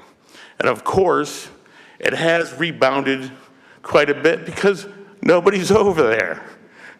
The north side looks so great because there's nobody over there. There are people on that west side, west-south side, are using that. It looks exactly the same as it did years ago. No different. The fish, whatever. I don't see any hard facts. I see opinions. That's what I see. And then the other thing I would suggest that we want all to group together to save the causeway. How do we justify spending $20 million of Pinellas County's money to build a new bridge? For what, the state park down the end of the street? What, 10, 20 condos? 100 condos? Probably ain't even worth $20 million worth of condos. So I say we need to join together, build the Causeway Bridge, enjoy jet skiing, enjoy the causeway, and the seagrass will grow somewhere else. Thank you, John. Thank you. Thank you, John. Okay, next person is Mark Clark, and on deck would be Rita Foley. Mark Clark, 2013 Woodward Avenue, Dunedin, formerly 2233 Sneed Avenue, Dunedin. I have lived the Dunedin dream. My parents moved here in 1960 when I was 1 year old from Clearwater. I have been literally on St. Joseph Sound and the Dunedin Causeway thousands of times. I'm constantly in St. Joseph Sound on kayaks, paddle boards, jet skis, boats, windsurfers, you name it, I'm on the water. I fish, I dive, I do everything on the water. For somebody to say that the seagrass is being damaged, it's totally incorrect. The seagrass has rebounded in the last 10 years, probably due to conservation efforts by stormwater runoff being captured, fertilizer bans, and things like that. If you go out there now, before the rain started, the water quality was unbelievable. It was almost Keys-like in St. Joseph Sound.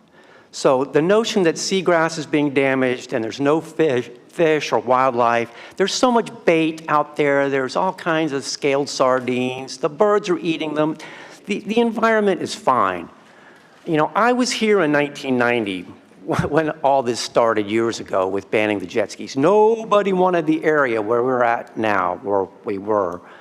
You know, nobody wanted to go there because of the rocks and because of all the spoils from the person, the condo developer that wanted to develop, you know, Dunedin Beach, as it was called back then, which basically made Clearwater Beach look terrible because Dunedin Beach was just gorgeous when I grew up. The sugar sand was 3 feet deep. You had to park 100 yards away from the beach.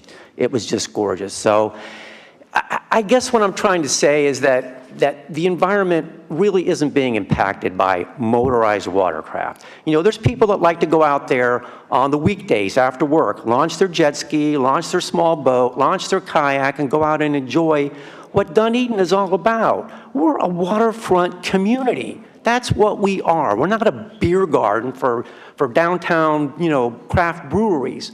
That's a fad. We will always have the water. That is what Dunedin is all about. And I think people should be able to go down there and enjoy it.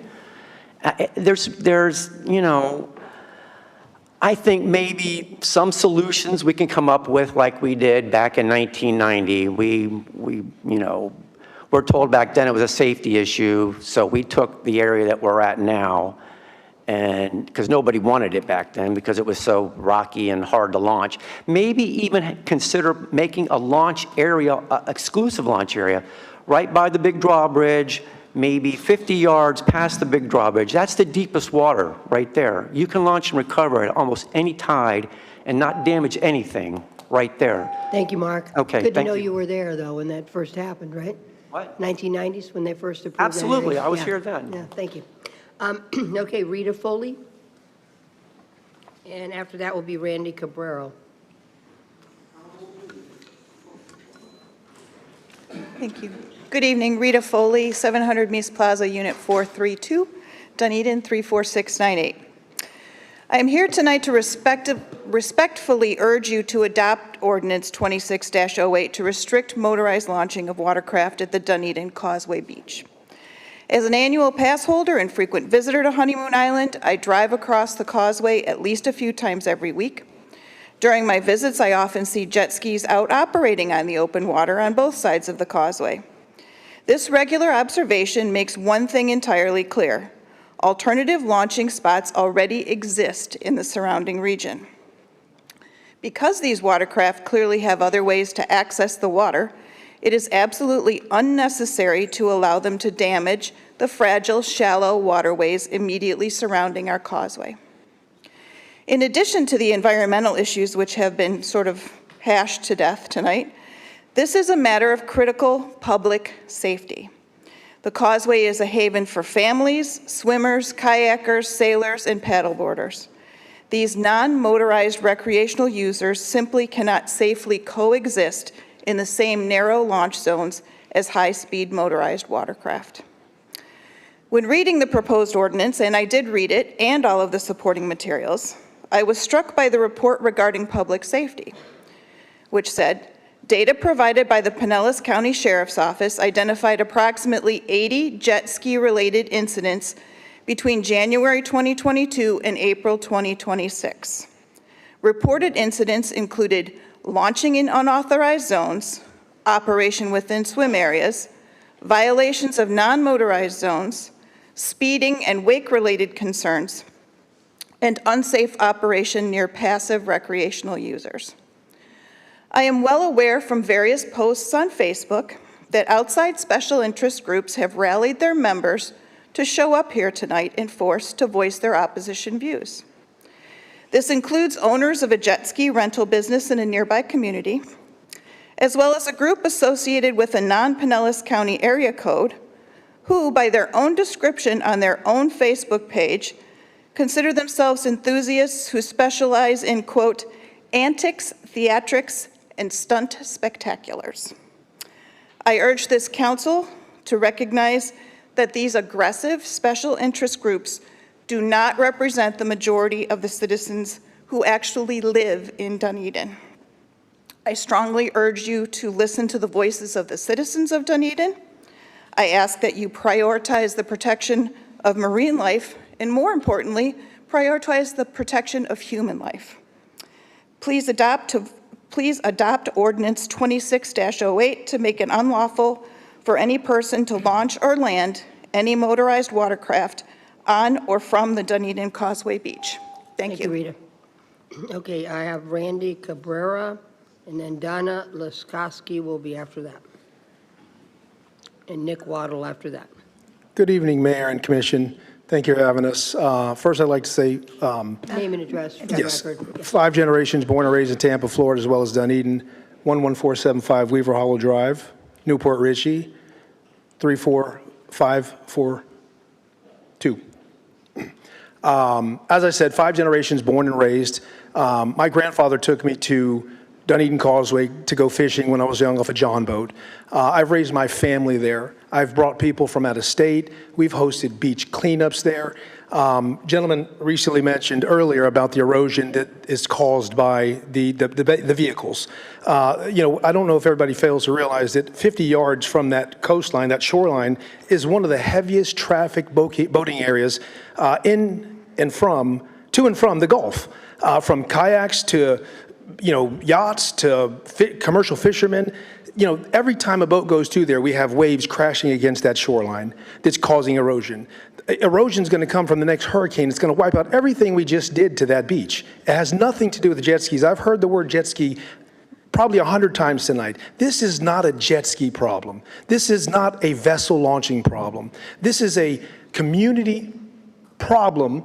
And I don't like to use the word problem, that I think we can come together and solve, we can fix. We're going to use our platform to continue to do beach cleanups, including Dunedin Causeway, which we've done many times, island cleanups, sandbar cleanups. We've partnered with dealerships and prominent people in the industry to come out and help us clean these areas, keep them clean, and just continue to just let that area thrive. We have thousands of acres inside of Caladesi, thousands of acres inside of Honeymoon that are protected, and I'm all for that. I love that. I want my kids, my daughters in this audience. She was there. She's 12. She'll be 13 in September. She's been going there since she was 1 year old. She loves it. It's all she knows. She's homeschooled now. We would go on a random Wednesday and call it PE class or science, and it was awesome. And now that's going to be stripped away. This is generational. This is not a jet ski problem. This is an educational problem. And we're going to do our part. I'm going to do my part as an advocate and an ambassador to this industry, not jet skis, to water enthusiasts, sport enthusiasts. I'm all for kayaking. But a boat coming through that channel, which is, again, heavily trafficked, creating a wake, even if they slow down, they're even creating more of a wake that's going to tumble people off their paddle boards. A jet ski, I can see a kayak. I have plain view. A boater coming through in a yacht or a scarab going 30 miles an hour, up on his helm, can barely see a kayaker. So again, this is not about seagrass. If you allow that to be a swim-only area, are you going to allow vehicles to still pull up there and set up their tents and barbecue and play their music? They just can't launch there? They're going to go to other boat ramps. Nothing has changed in that area. The amount of traffic in that area is still just as heavy as it was before. They're just launching from other locations. The amount of tours and guides and, jet ski rentals, nothing's changed. They're just launching from other areas.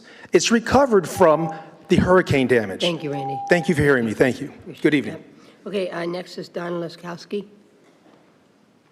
And on deck is Nick Waddle. Next will be Michelle Brindbon.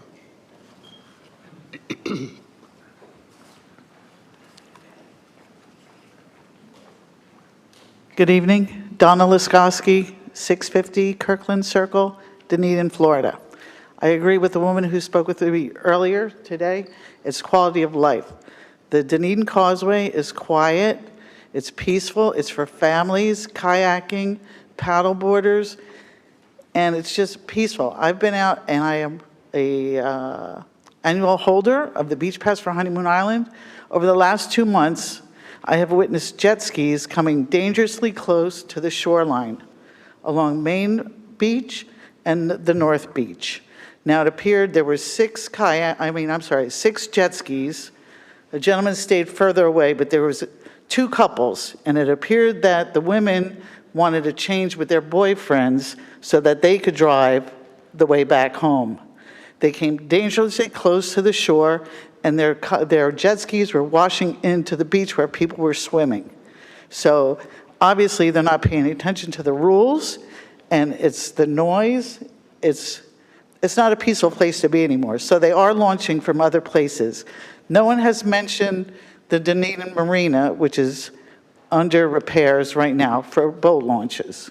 And you can also launch your jet skis from there.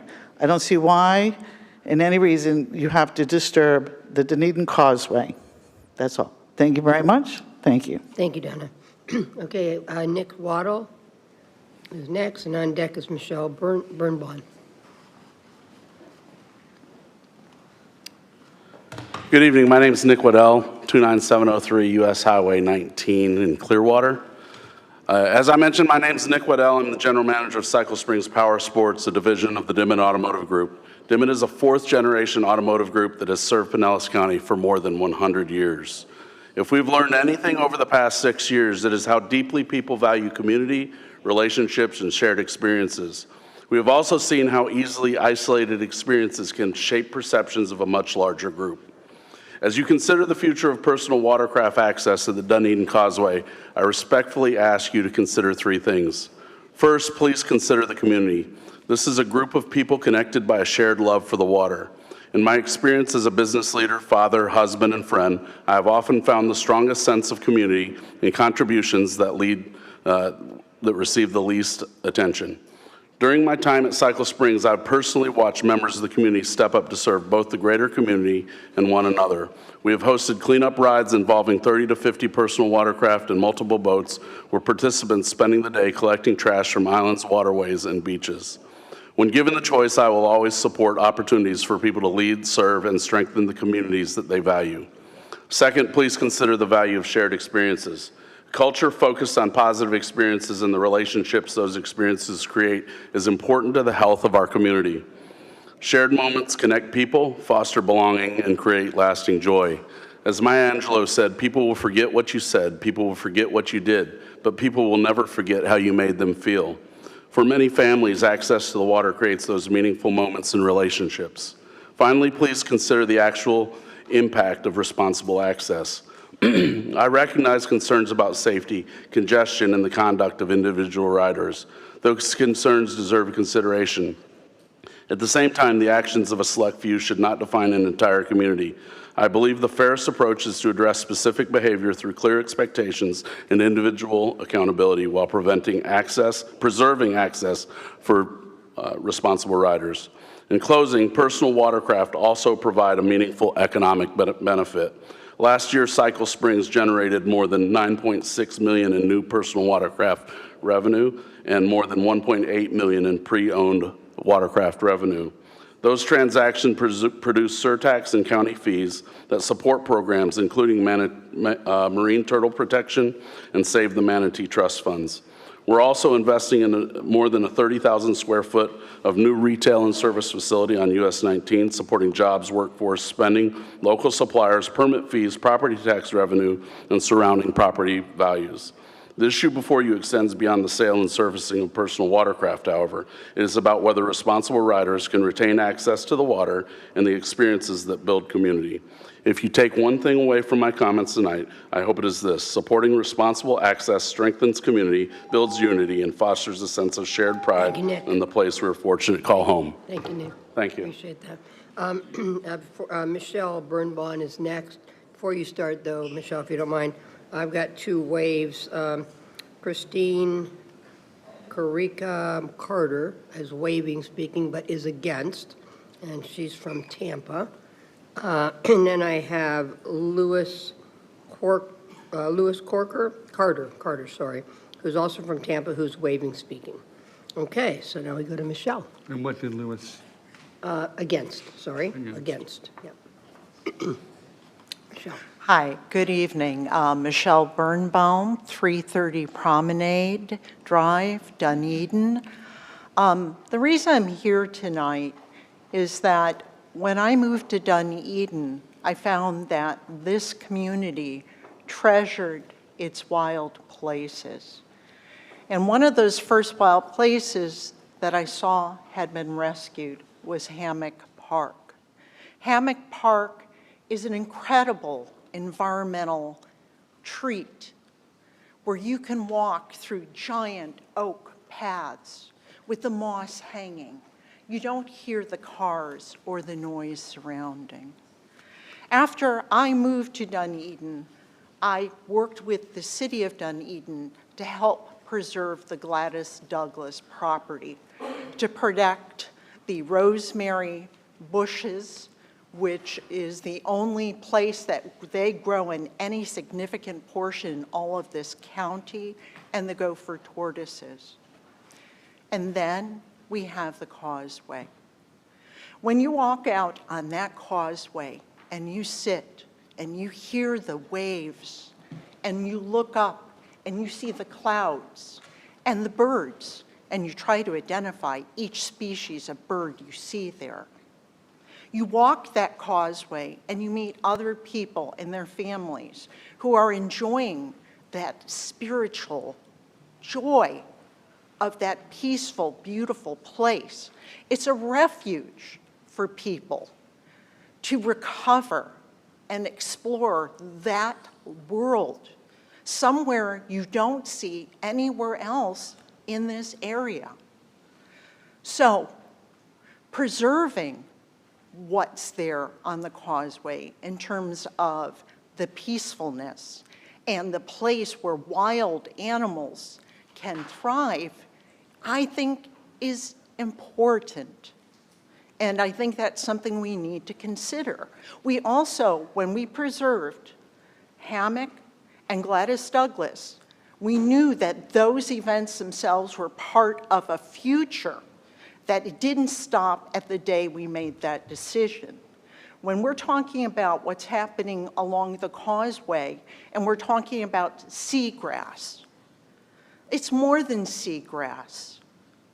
What if we want to improve the environment in more broader ways so we can bring our children there so they can see and feel what that sort of environment should be like? Yes, the causeway was constructed, but guess what?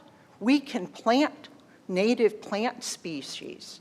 We can add mangroves, which are very good at preserving land from damage of hurricanes, and they're homes to wildlife.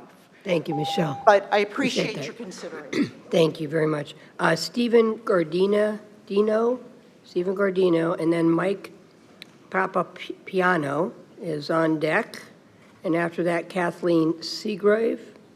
Stephen Gardino. Good afternoon, Mayor. Good afternoon, Council. Stephen Gardino, 2030 North Highland Avenue, Clearwater, Florida. I'd just like to come up here and say my experience. My mother moved me to Dunedin, Florida in 1993 for a better life. And part of the Dunedin Causeway was one of the main reasons why we moved here. I learned how to ride my first jet ski when I was 15 years old in 1995 at Dunedin Causeway. I've gone there for fishing. I've gone out there for just hanging out and enjoying this, times out there. The joy it's brought me and my family for on the weekends when I can bring my son, my son's friends, my mother, my stepfather, my sister. We go out there, we barbecue, bring some sandwiches, ride the jet ski. It's a great spot. I mean, it's what is one of the main attracted me and my family to Dunedin. Many people moved here because of the causeway, and not everybody can afford a boat. In my experience in the last 5 years is the majority of the people that are out there, they're respectful. They do clean up their trash. They do let other people know when they're out of line. When people are driving through the wake zones, we're out there letting them know you cannot do that. It's a man-made causeway, it's made for recreation, and it's made of concrete and block. Underneath that sand is concrete and block. In fact, you can go out there today and walk 10 feet out off the shoreline and dig down probably 6 inches, and there's concrete under there. So I'm trying to figure out how seagrass is going to thrive when there's literally concrete and block underneath it. We're talking about less than 10% of the causeway. Less than 10%. It's a 3-mile causeway. It's 0.3 miles of the section. And if you're talking about both sides, we're talking about 5% of the causeway. Dredging it after the hurricanes, the dredging that went on at Honeyman Island, that didn't hurt the grass out there. Why is this all of a sudden an issue? There's also not enough trash cans. I was out there a couple weeks ago, and I had to walk literally 30, 40 yards to a trash can that was already full, and it was a Wednesday. This was not even on a weekend. So those talking about the trash, I mean, that's the issue. There's not enough trash cans out there. Jet skis do not have propellers. They have impellers. They have more slick bottoms than they do boats. I just can't see how they can really seriously hurt the seagrass as much as they did. But also, the economy. People come out there after they leave there, they go to restaurants in Dunedin, they go to shops in Dunedin, they use the gas stations in Dunedin. All that's going to go away. I am for, if it would be a solution, as a registrational permit process. If I had to pay to go out there, I would do it. Then if you have a registration process, you also can track the individuals that aren't following the rules and the laws, and you now know what they're doing, and there's consequences involved. I just feel that the majority of the people that have lived here their whole lives are for the Dunedin Causeway, and the ones that don't are the ones that had the influx of people that moved here during COVID. Thank you, Thank you for my Stephen. time. Thank you. Next is Michael Pampapiano. And Jackie Nigro, I think, is on deck, because I think we've got to waive next one. Michael Papiano. Hey. Good evening. How you doing? Thank you for having this meeting, Mayor, and good evening to the commissioners and your staff. I'd like to commend... Name and address, please. Yeah, name and address for the record, sorry. Yes, sorry. Michael Parlapiano. I live at 2700 Bayshore Boulevard in Dunedin. I've lived here for 20 years. I'd like to commend these folks on my right and my left for a terrific presentation of the facts. They're facts. So I've heard a lot of hyperbole.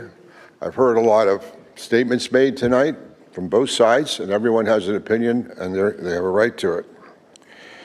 2700 Bayshore Boulevard, 435 condominium units. We are on the the east side of St. Joseph Sound, on the other side of the causeway from this launch area. It's not a ramp. I've heard some statements made. I've been boating since I was 14 years old in the Delaware River and the Jersey Shore. And what you folks are doing on the causeway, if you did it on the Jersey Shore, you'd be in jail and never get out. I'm serious. You touch seagrass, you touch the beach, you launch from the beach, you do all the things that these folks want to do here, and you would be crucified because it's a fragile area. We survived Hurricane Sandy. The beach didn't, it's gone. But the seagrass saved most of the homes that were along the shoreline in most of the areas. This beach is precious on the causeway, and as a person I have a trailer and I have a trailer boat, and I've launched, and I'll admit I've used that area once. I have an 18-foot outboard, and it tears things up, and it's too soft. Now, let's talk about some of the things about quality of life. A couple of things that were said tonight, and again, as a boater, someone said he waited 4 hours at a launch ramp. 4 hours.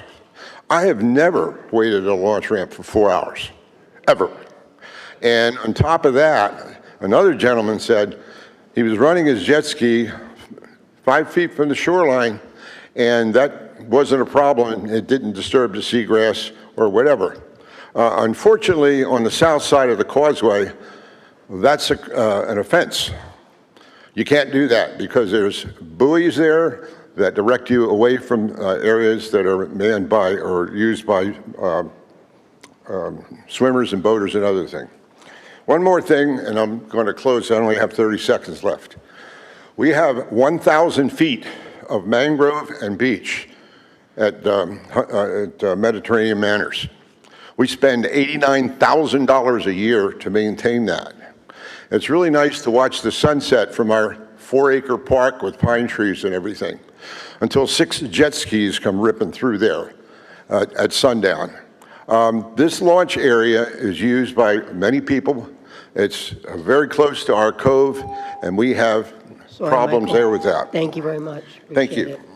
Okay, Kathleen Seagrove, I think, is a wave speaking, unless she jumps up there, and she is against, and she's a Dunedin resident. So next is Jackie Nigro. On deck is Priscilla Lasardo. Good evening, Madam Mayor, Commissioners, and staff. I'm Jackie Nigro. I live at 9 Hague Place, number 502, Dunedin, 34698. I'm a Causeway resident for 22 years and Vice President of Royal Stewart Arms condominium community situated at the west end of the Causeway. We support your proposed amendment. Stopping the launching of motorized watercraft from Dunedin Causeway would be an enhancement to the area, which would result in less vehicle and trailer traffic and would allow for cleaner, oil-free seawater at beach areas for both sea life and visitors, and would reduce negative and environmental noise impact. Also, it would allow for additional beach space for an ever-increasing number of visitors and provide safety for visitors, paddlers, and swimmers of all ages. The lack of noise would create a more natural environment, thus protecting wild and water life. Additionally, the shoreline would be protected from sand displacement caused by heavy water traffic being unloaded and reloaded from and to trailers. A beach is not designed to create safety and health hazards with the intermingling of vehicles, watercraft, and visitors. No, a community beach is a natural commodity to be enjoyed by all its visitors, not a parking lot for trailers and launching motorized watercraft. And the other thing is, don't buy ice cream on a Saturday or Sunday coming from Publix. Thank you, Jackie. Words of wisdom. Priscilla Lasardo,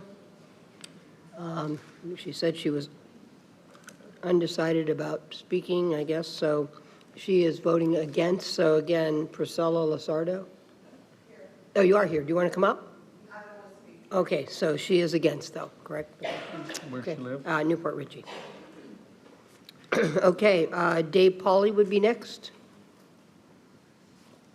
Dave, that's you, Dave. And Brian Rodriguez is on deck, then Jim Lippert. My name is Dave Paul. I live at 2598 Geary Circle.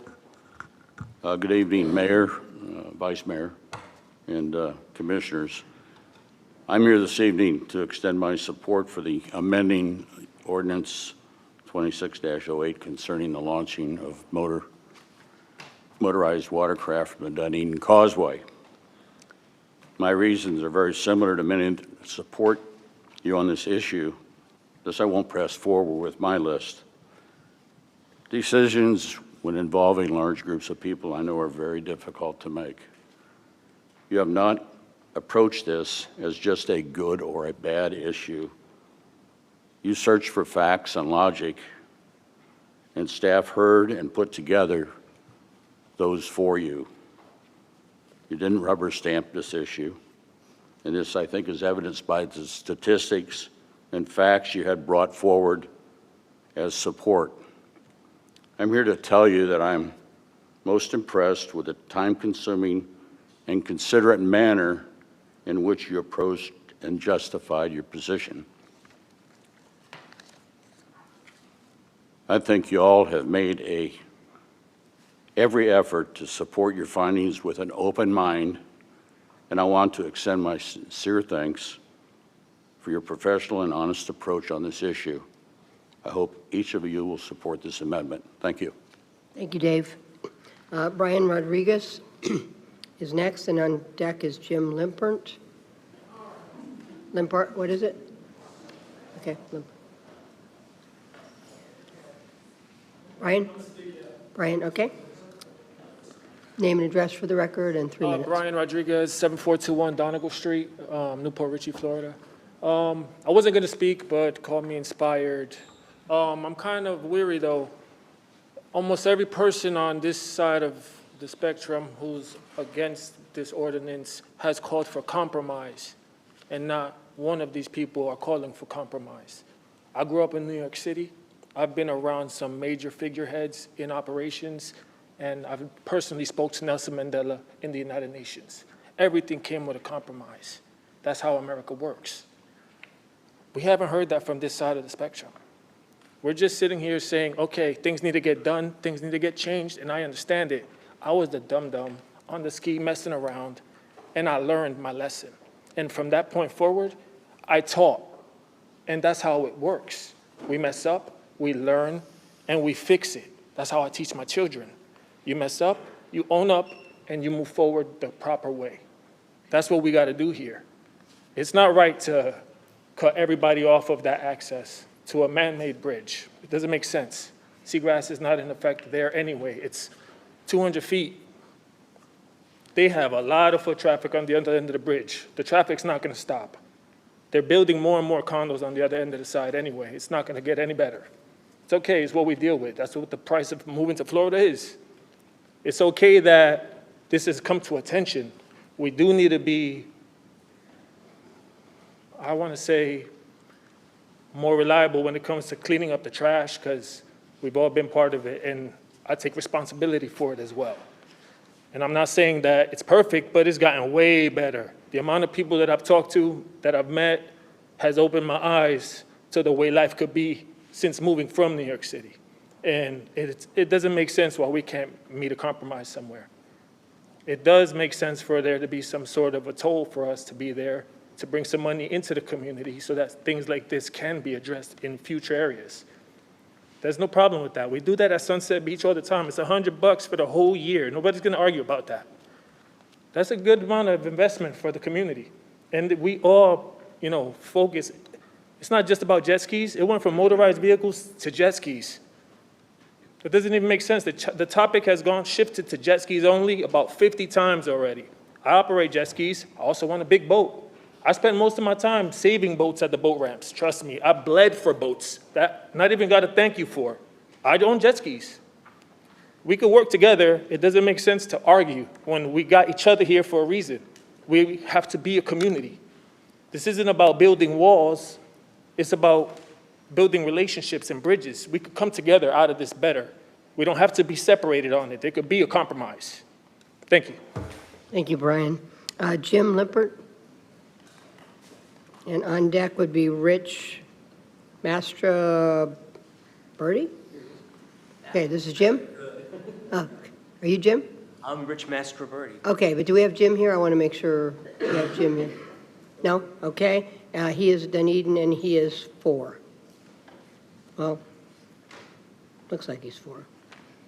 That's to be interpreted. He's darkly marked 1 and lightly marked again, so. Okay, so I'm going to put that in the not sure pile. Okay, Rich. So I didn't do too bad? Mayor, Commissioners, thank you. Thank you for... And just name and address for the record so you can tell me exactly how I should have said it, right? my what? Name and address for the record. Rich Mastroberti, 2190 Marshall Drive, Dunedin, 34698. Thanks for the opportunity. I support the proposed prohibition of launching motorized watercrafts on the south side of Dunedin Causeway. Basically, the reasons are, I have 2, maybe 3. We talked about seagrass, we talked about marine habitat, so I won't go into it. I did a little bit of research on it, but I think anybody would be disingenuous here if they didn't admit that some kind of damage is being done by having these watercrafts being pushed into the water, just as we are walking on the beach and all kinds of things. So we're just trying to do our due diligence to mitigate any type of damage that might be done there. The other two reasons are to improve public safety and to reduce congestion. We've all seen the crowds. We're getting crowded. I think reintroducing the motorized launches from the shoreline could result in more congestion, potential conflicts, collisions, all kinds of things. Just look at New Smyrna Beach, look at a lot of other places where this stuff kind of goes on. But here's the rub, and I understand this. Not everybody agrees with the ordinance, and I understand. You're talking about decades of doing something, bringing up your families. I get it. But I remember a time where I went to the airport and the TSA was not necessary. I remember it. I also remember getting on an airplane, and rows 1 through 25 were non-smoking, and rows 26 through 50 were smoking. We don't do that anymore either. And we don't do it because for the common good, for the common sense, for the quality of life. You know, I hear people say, you know, I guess there's about, what, 16 public and private boat launches within 10 miles of Dunedin? And I know they're crowded, but so is the public's parking lot. And so is the gym I go to on Main Street. But I don't expect anyone to say, look, you can go outside in the parking lot and work out because it's too crowded in here. I find a way to work around it. And so the rude reality of this is this. Times change, and things change. And we become, there's just so many people that are coming from outside, that are living inside, and so on and so forth. So I believe that we should not have that, and that we should. Thank you very much. Appreciate it. Thank you, Rich. Thank you. Thank you. The next speaker is Keith Seagrave, and Rich Santoro is on deck. Getting down there, maybe 10. My name is Keith Segru. I live at 1932 Barcelona Drive in Dunedin, Florida, 34698, and I thank you for this opportunity to talk to you about why I'm speaking against this ordinance. And the ordinance we're debating, there's language that says that it'll reduce negative environmental impact, and there's a lot of talk about disturbance to sea life and seagrass and shoreline, but as referenced many times here, come on, man, the causeway, it's a man-made structure. And making that structure has done more damage to the St. Joseph Sound and that waterway than one jet ski can do. So what are we really talking about here? The act of building it did more damage. It's not natural by its own making. Additionally, jet skis are not the only groups that are using the causeway that have an effect on sea life. Anyone or anything that goes in that water can damage grass, and people have acknowledged that, and they said that. There's still going to be tons of boats that are going through that channel. You know, that was talked about tonight.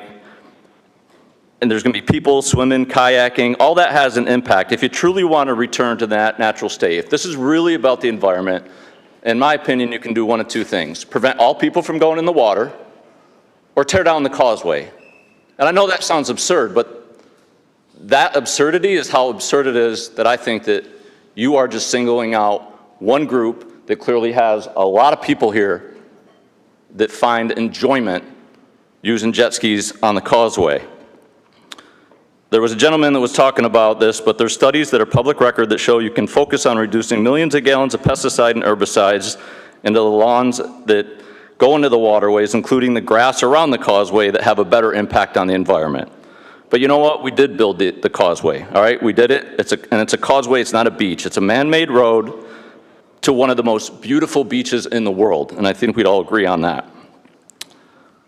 But with that, there was a slide that listed the benefits of the causeway, and it said one of the purposes of having the causeway is it is critical to the recreational well-being.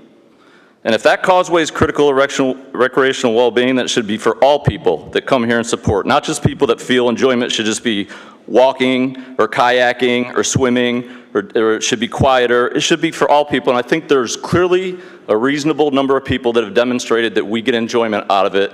So that statement that you have in there has to be taken into consideration, or in my opinion, you're singling out a group of people and just benefiting. All right, let's benefit the walkers and the people that want to swim and kayak, and it's just not fair. There's just not enough justification for it. I think it's clearly a targeted attack on a group that clearly needs to be heard. Me personally, I find enjoyment, I find peace in launching from that causeway. I go to Kaldisi Island. I've tried it from Clearwater since 2024. I've done it once because it's a long-ass drive, and the causeway is the only way to get that enjoyment. Thank you. Thank you, Keith. Okay, we're going to go to Rich Santoro, and then on deck will be Dev Shaw. Dev Shaw, I guess it is. Good evening. My name is Rich Santoro. I live at 200 Woodhead Drive, Dunedin, on the Causeway. I'm a 35-year resident on the Causeway and in Island Towers.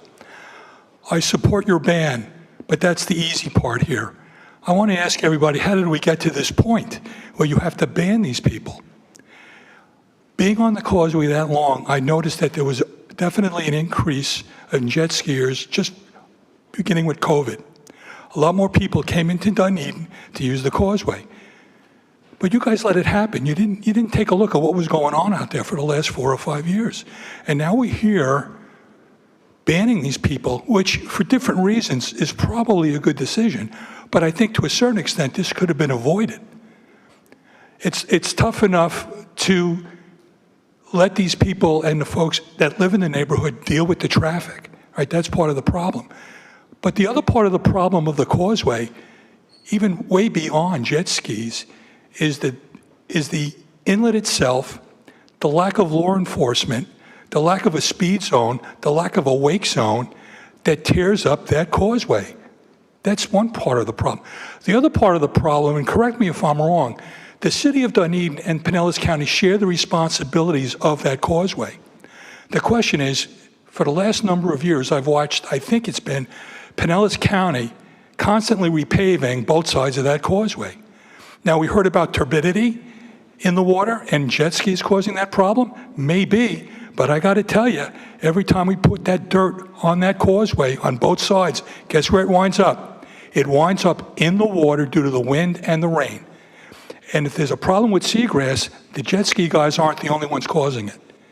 We're not doing a very good job managing that Causeway in its entirety. Jet skis were probably part of the problem, but there's a lot more going on out there. And if you talk about safety, when's the last time we took a look at what Sail Honeymoon Island does out there with the license? You know how many times, I was a 35-year boater, my boat was in Pirates Cove in Homeport all those years.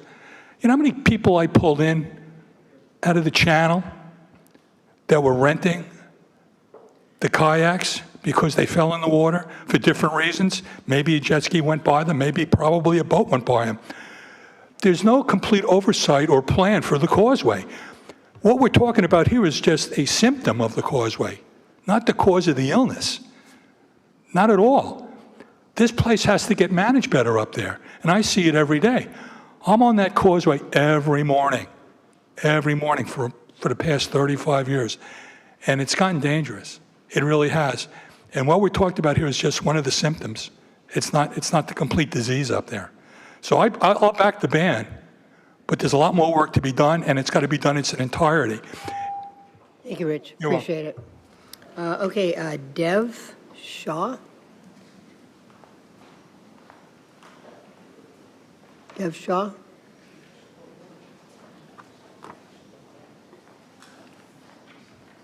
No. Okay, they are against, and from Largo. Tim Hughes would be next. And on deck will be Richard Owens. Hello, Tim Hughes. I live at 17 South Cirrus Avenue, Clearwater. Thank you for this public hearing. This is excellent. I'm in favor of the ban for many reasons. As the conservation chair for Suncoast Sierra Club, for one reason, we helped draft that position paper that Suncoast Sierra did. I would say I'm very much in supportive as it relates to the science. We have a wonderful piece of paradise here. Honeymoon Island, Caladesi Island. And that causeway is connected ecologically to those islands. So the things that we do to protect the channel, the shoreline, and make it more resilient is smart. I would also add that you have a great opportunity here. The opportunity is to create a living shoreline with mangroves and oyster beds. So some of those areas, if you create the living shoreline, you make it more resilient. You reduce erosion from wave action from boats that come through the channel at high speeds. So the gentleman talked about symptoms. Yeah, you are fixing a symptom. So I think a living shoreline is a great opportunity here. The swimmers, the kayakers, the paddle boaters can still enjoy and coexist with a living shoreline. So I would say that when it comes to the jet skiers, I respect them. I respect their desire to enjoy recreation. However, you get more exercise kayaking. That's all. Thank you. Thank you, Tim. Appreciate that. Okay, next is Richard Owers or Owens? Owers?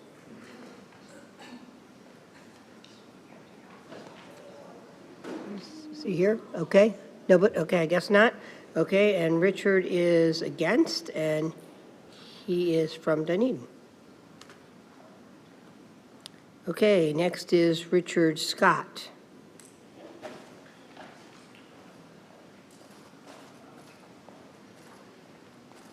Hello, Mayor, Councilman. My name is Richard Scott. I'm a veteran. My address is 19825 Wyndham Lakes Drive, Odessa, Florida, 33556. I am very disappointed that they closed the causeway. I've been coming to the causeway since the 90s, and I look at the demographics in this room alone, and I feel that it's shameful that your grandparents, your parents, and you don't think about the opportunities that we've had to take our children out to the causeway, teach them how to swim, teach them how to jet ski, boat safety, and there ought to be a compromise. It's a very small area that we're asking to be utilized. While I was jet skiing by Honeymoon Island, two Indian boys were swimming and got caught in some type of current. One of them had no life jacket, and I was lucky enough to jump off the ski, and I had an extra jacket, and by then was able to save him, and Pinellas County had sent out the fire department as well as the Coast Guard came out, and by then we got him to shore. So there are advantages to having a jet ski, especially when we go in between the islands. We do see people that go out, venture out too far, and don't swim well enough, and maybe not supervised well by their parents. So I just look that hopefully that you'll consider at least letting us have these small area. I've also helped clean up out there many times, and like these people have said, there is not enough trash cans available for us to utilize to clean up the area. So, there just needs to be much more emphasis, stop blaming and us work together. It's a small area. You're only asking, for us to use a small area of the beach. And, like I said, I think we do much better by trying to compromise rather than just shutting it down. So thank you. Thank you very much. Okay, we have, almost called you again, Richard. So Matt Norman, and on deck will be Amanda Crescendo. Okay, we have.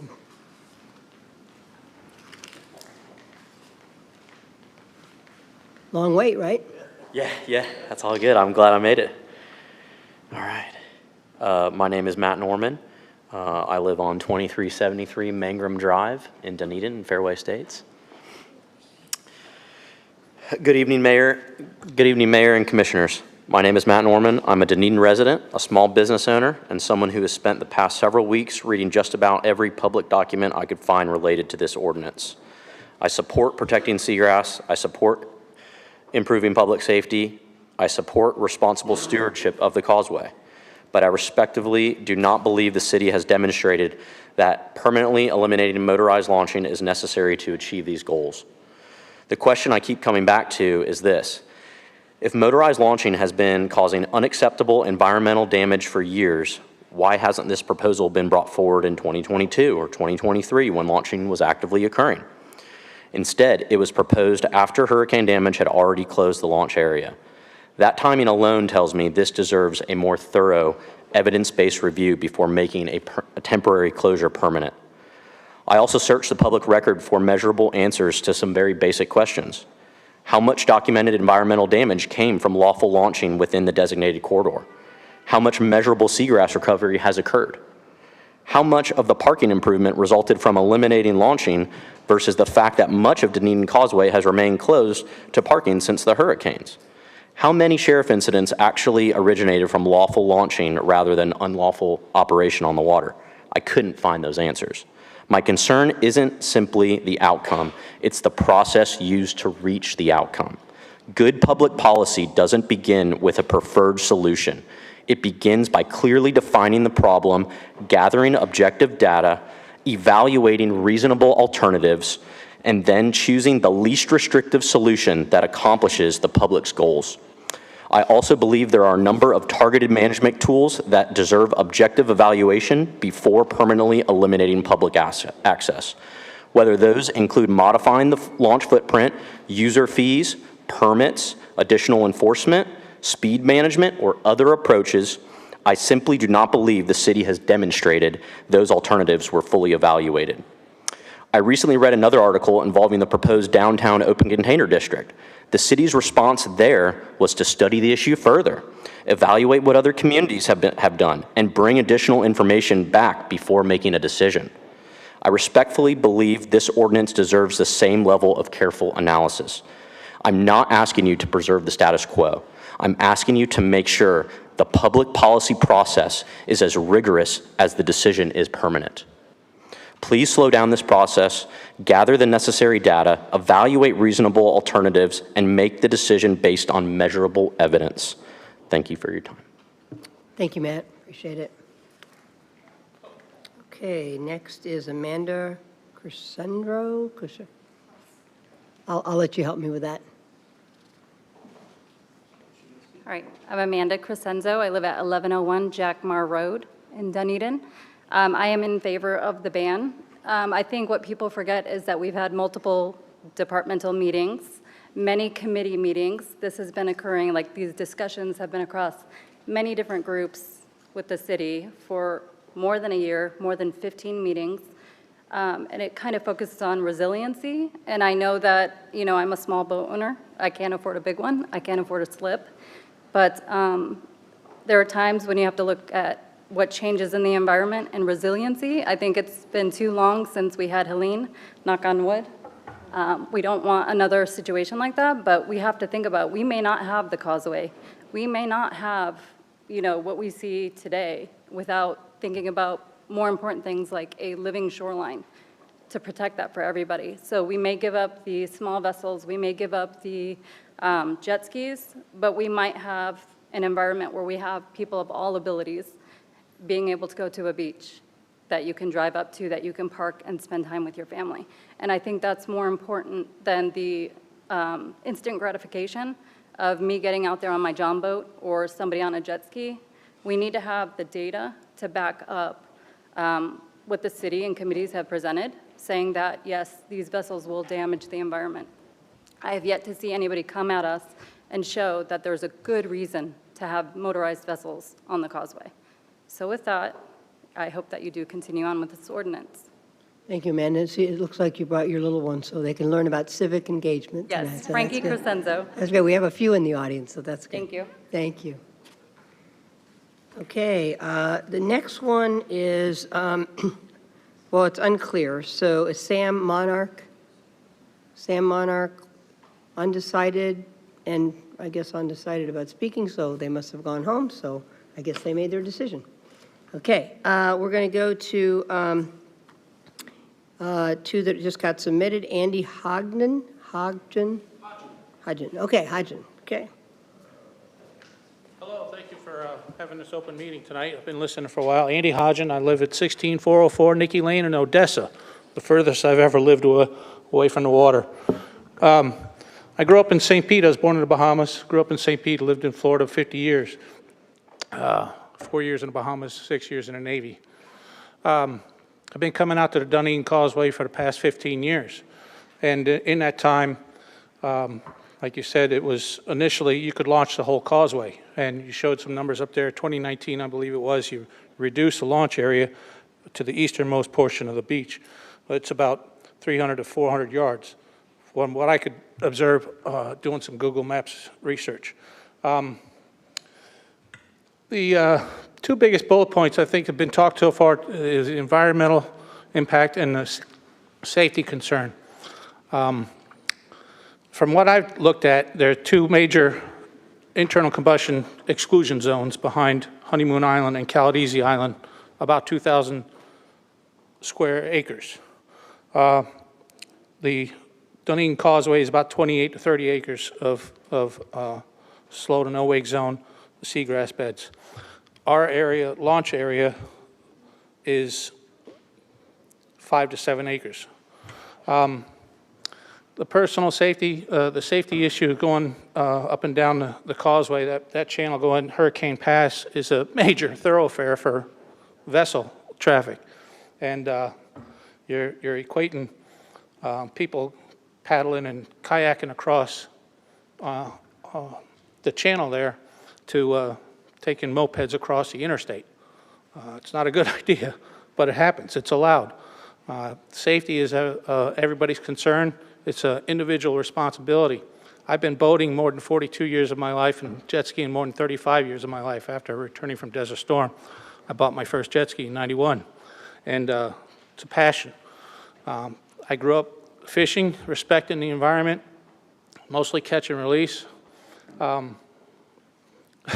I've seen threats online, fishermen talking about throwing weights at jet skis as they pass, and I was never raised that way. I don't know why people believe they own their specific area of the waterway. It must be a privilege. I don't understand that mentality. This has been a 30-year-old, apparently 30 to 40 years of an area we've enjoyed to launch. Environmental impact is minimal, and safety is everybody's responsibility, but it's individual, I think, more than everybody else. To single out jet skis or boats on it, you got the waterway there, traffic coming through the waterway causing just as much wake. From the beach to the no wake zone is 20, 30 yards. You can't go out of there at high speeds. Thank you very much, Andy. Okay, and the next one I have Tammy Fountas, and then I have David Belt.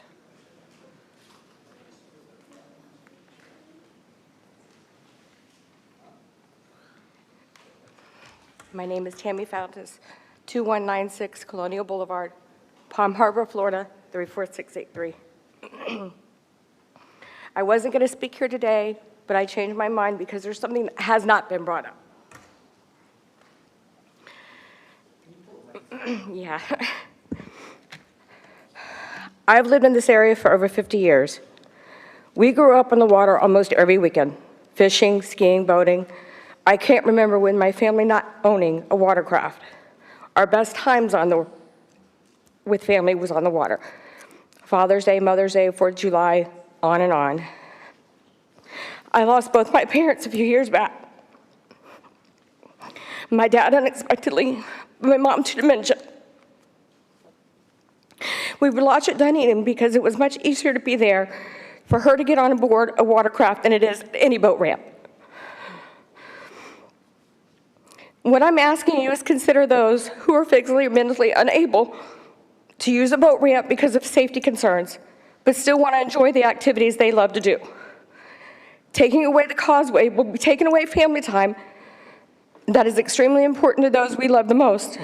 Anyone who has ever had a family member with dementia will understand how important those moments are for them remembering and enjoying themselves. Thank you.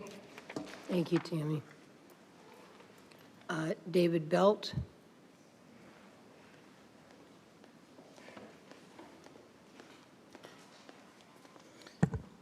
Good evening, Commissioners. My name is David Belt. I reside at 2377 Indigo Drive in Clearwater, unincorporated Pinellas County, surrounded by the city of Dunedin. Mayor and Commissioners, thank you for the opportunity to speak tonight. I come before you as an angler, a boater, and someone who previously owned a jet ski. I eventually sold it because access had become increasingly difficult. So I'm not here to defend everything that's happened at the causeway. The takeover events, congestion, reckless operation around anchored boats, and conflicts with other users are real problems. But I am here because I believe this proposal solves the wrong problem. The groups that organize these takeovers need to accept responsibility.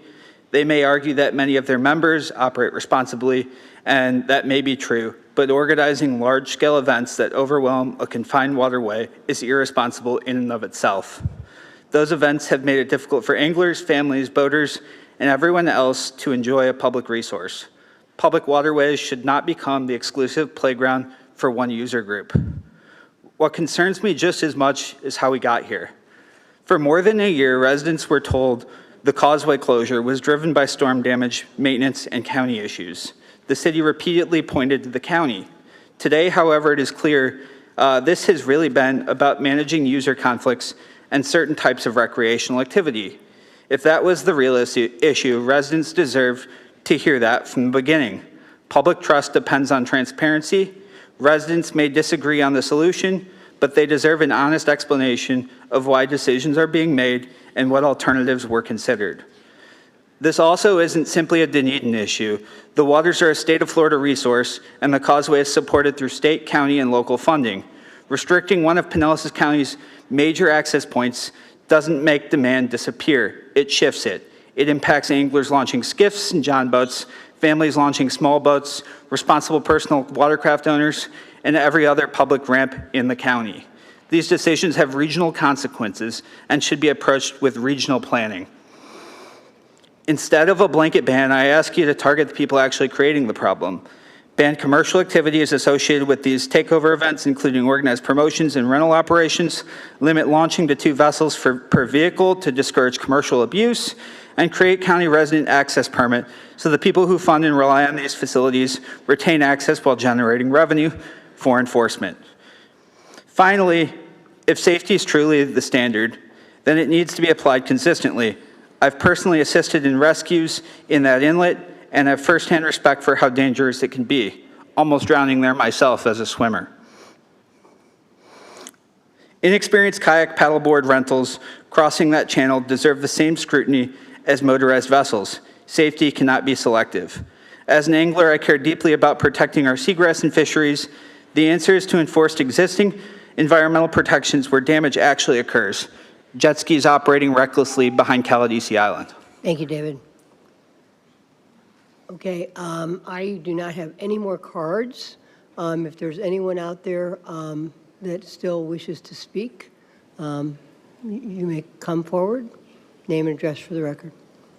3 minutes. David Ballard Geddes Jr. I live on Georgia Avenue in Palm Harbor. It appears to me that we're going to be redoing the bridge on Dunedin Causeway. With that, the length of the bridge and the height of the bridge will be extended probably into that area that we're talking about, where we're currently disallowing the jet skis to launch. The causeway will be shortened as a result of the extension of this new building of the bridge. Therefore, with the population buildup and more people that are wanting to access the water, we're going to have to accommodate for that in some way, in some fashion. As much as I don't like dredging and as much as I don't like affecting the ecosystem any more than we already have, we're going to have to extend something northward, parallel with the intercoastal waterway that provides beach access for the people that want to access the waterways, reconfiguring the causeway, in effect, turning it sideways, would, and somehow, through all that, provide some sort of capacity for boat launching somewhere in that area that's regulated to a degree. This conversation's important because it is expansive and it will be involving a lot of construction going on out there with that building of that new bridge. So thank you for letting me share, and I think this is something we should add to. It's just the beginning of a very big development and a regional concern. Thank you. Thank you, David. Is there anyone else that has not spoken? It looks like I got a card coming up.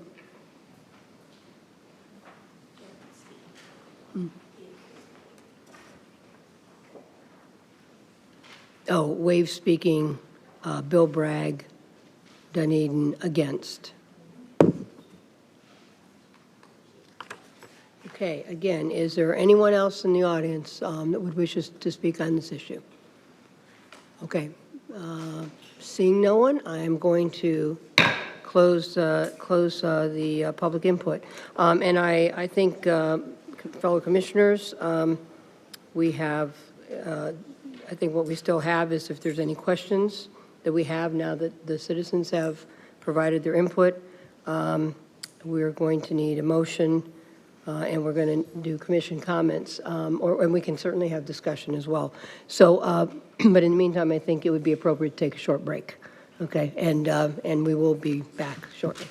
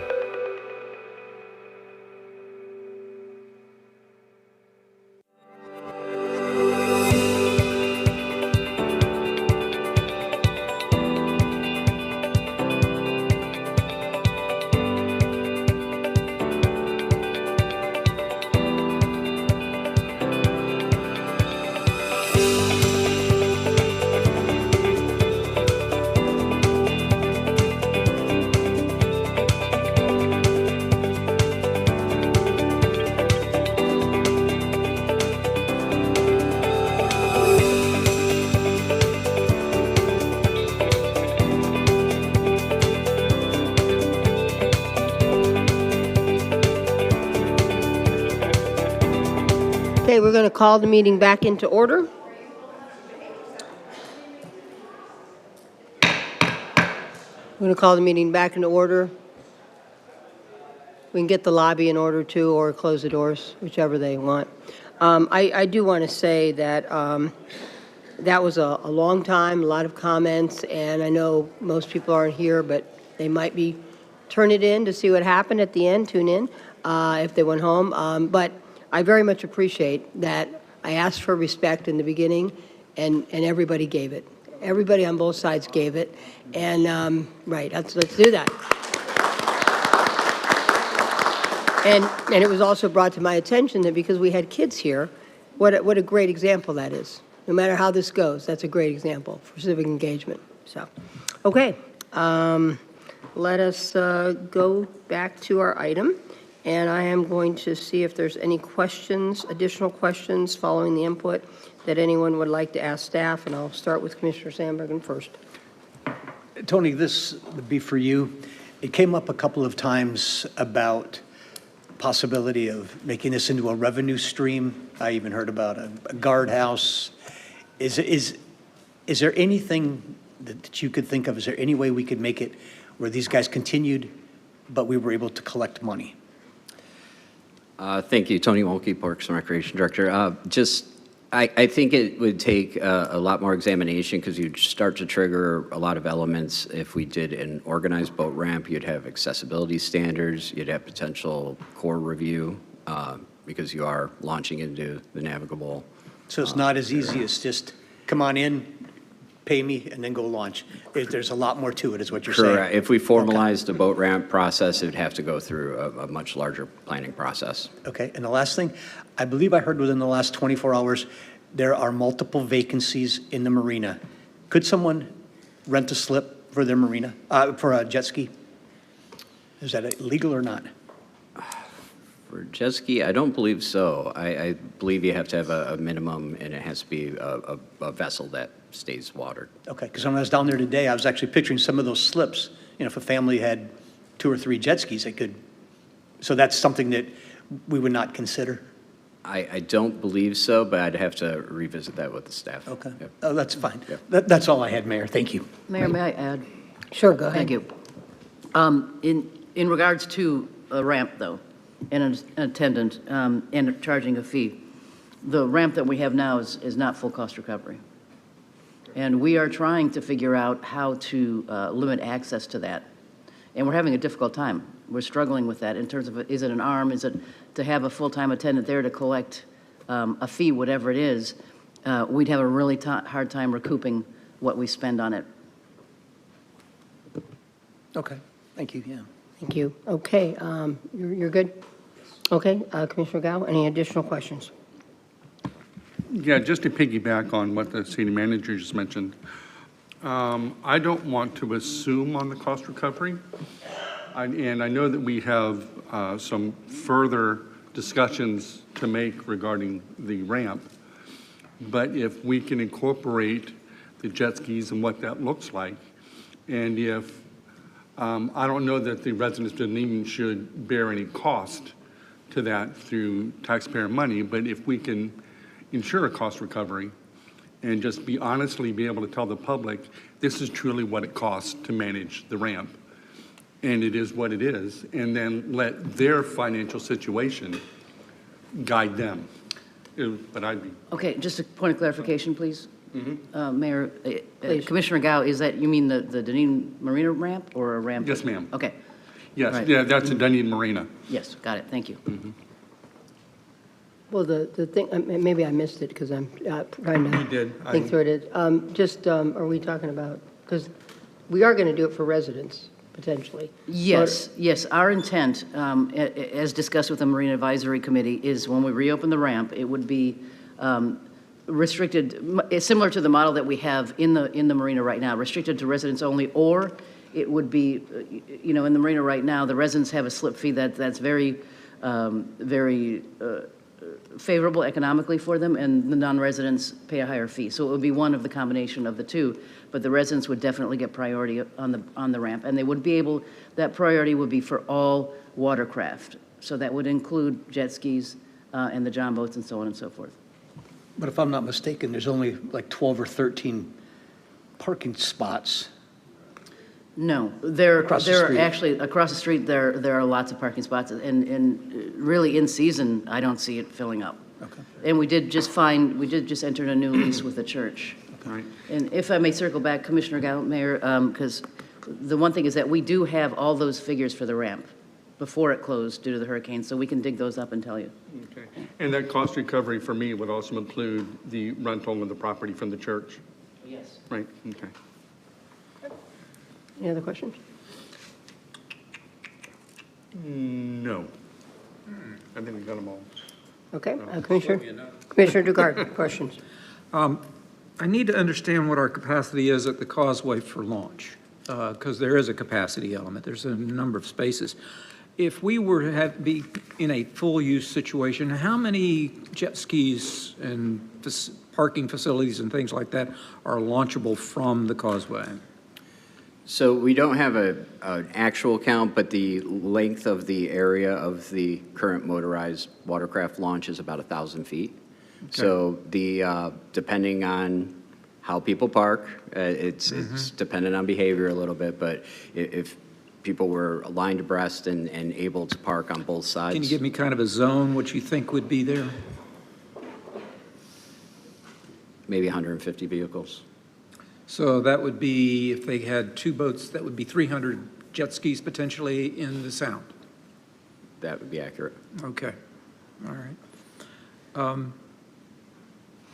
What is, we've had some fatalities in the Sound, one jet ski that I know of, but I don't know that we have a good record on the number of injuries that haven't been reported to our safety department. Do we have any feel for safety factors from jet skis, that kind of thing? So I want to understand the safety issue. Okay. So we did ask Dunedin Fire Rescue to give us, there you go, to give us the number of calls, and not necessarily just related to accidents involving motorized watercraft in the area, not just jet skis. And it's really difficult because the calls come to 911 from a number of different places. Yeah. So we really can't identify exactly where the incident occurred, so we can't give you an accurate account. But what we gave you was the overall on this slide. Do we know of any jet skis hitting kayaks, paddleboards, anything like that? Do we have any records of that? We just know the one that hit the commercial vehicle, and then the other, there was a fatality, the jet ski rider, and then the other one was he hit shallow water and was ejected. Okay. We have the restrictions of time, closing at 11. What was the opening time for? 5 a.m. 5 a.m. to 11 p.m. Okay. Do we have any problems getting people out of the water and then off the causeway at the 11 o'clock hour? Have we had experience We there? would defer to Pinellas County Sheriff's Office. Okay. They are here. Do we have somebody that can speak to it? I'm sorry? Not drive a ski after sundown. Okay. It's illegal. Thank you. All right. That's all I have for right now, Mayor. Thank you. Okay, let's see. Sunset Beach came up a couple of times. I was just curious what that is. Do you know? I don't have a lot of knowledge on it, no. Okay. That'd be interesting to see what it was for the second reading. I was just curious. And then, is there anything that's an option on your sheet that is actually not a boat ramp? It's something different? Oh, on the list of launch areas? Yeah, launch areas. I'm just curious. I mean, Mayor, while you're doing that, I'm going to ask in our audiovisual if we can turn up the mayor's microphone a little bit. They're having a hard time hearing. okay, well, I'm going to pull it closer. They moved it back. There you so go. I'll pull it They did? closer. Okay. Yeah, I mean, they pushed it back at one point, so I left it back. Mayor, from the information that we gathered, they're all built-out ramps that Right. we have. Well, it's just interesting. I mean, we have people from Tampa and from Newport Richey and all these places coming down to us. Are we like the only game in town that's not a boat ramp? Does that appear to be the case? And that's why, I don't know. right? I mean, now, Sorry for the side talk. that's okay. No, I'm just kind of curious. I believe there's a lot of prohibitions on a lot of the causeways. So if you go through the county codes, there's a lot of rules on many of the other causeways, and the Dunedin Causeway is one of them that's very limited on the rules. That's why sometimes they say it's the Wild Wild West, right? Mayor, Okay. Mayor, if I I've may. heard that. Yes. You had asked about Sunset Beach. There's actually 2 references to Sunset Beach in Pinellas County. There's one in Treasure Island, but I believe this reference is to Tarpon Springs. Okay. Yeah, well, I was just curious to know a little more about that. I'm not saying it would be comparable at all, but, and again, we're not looking to be the jet ski capital of anybody.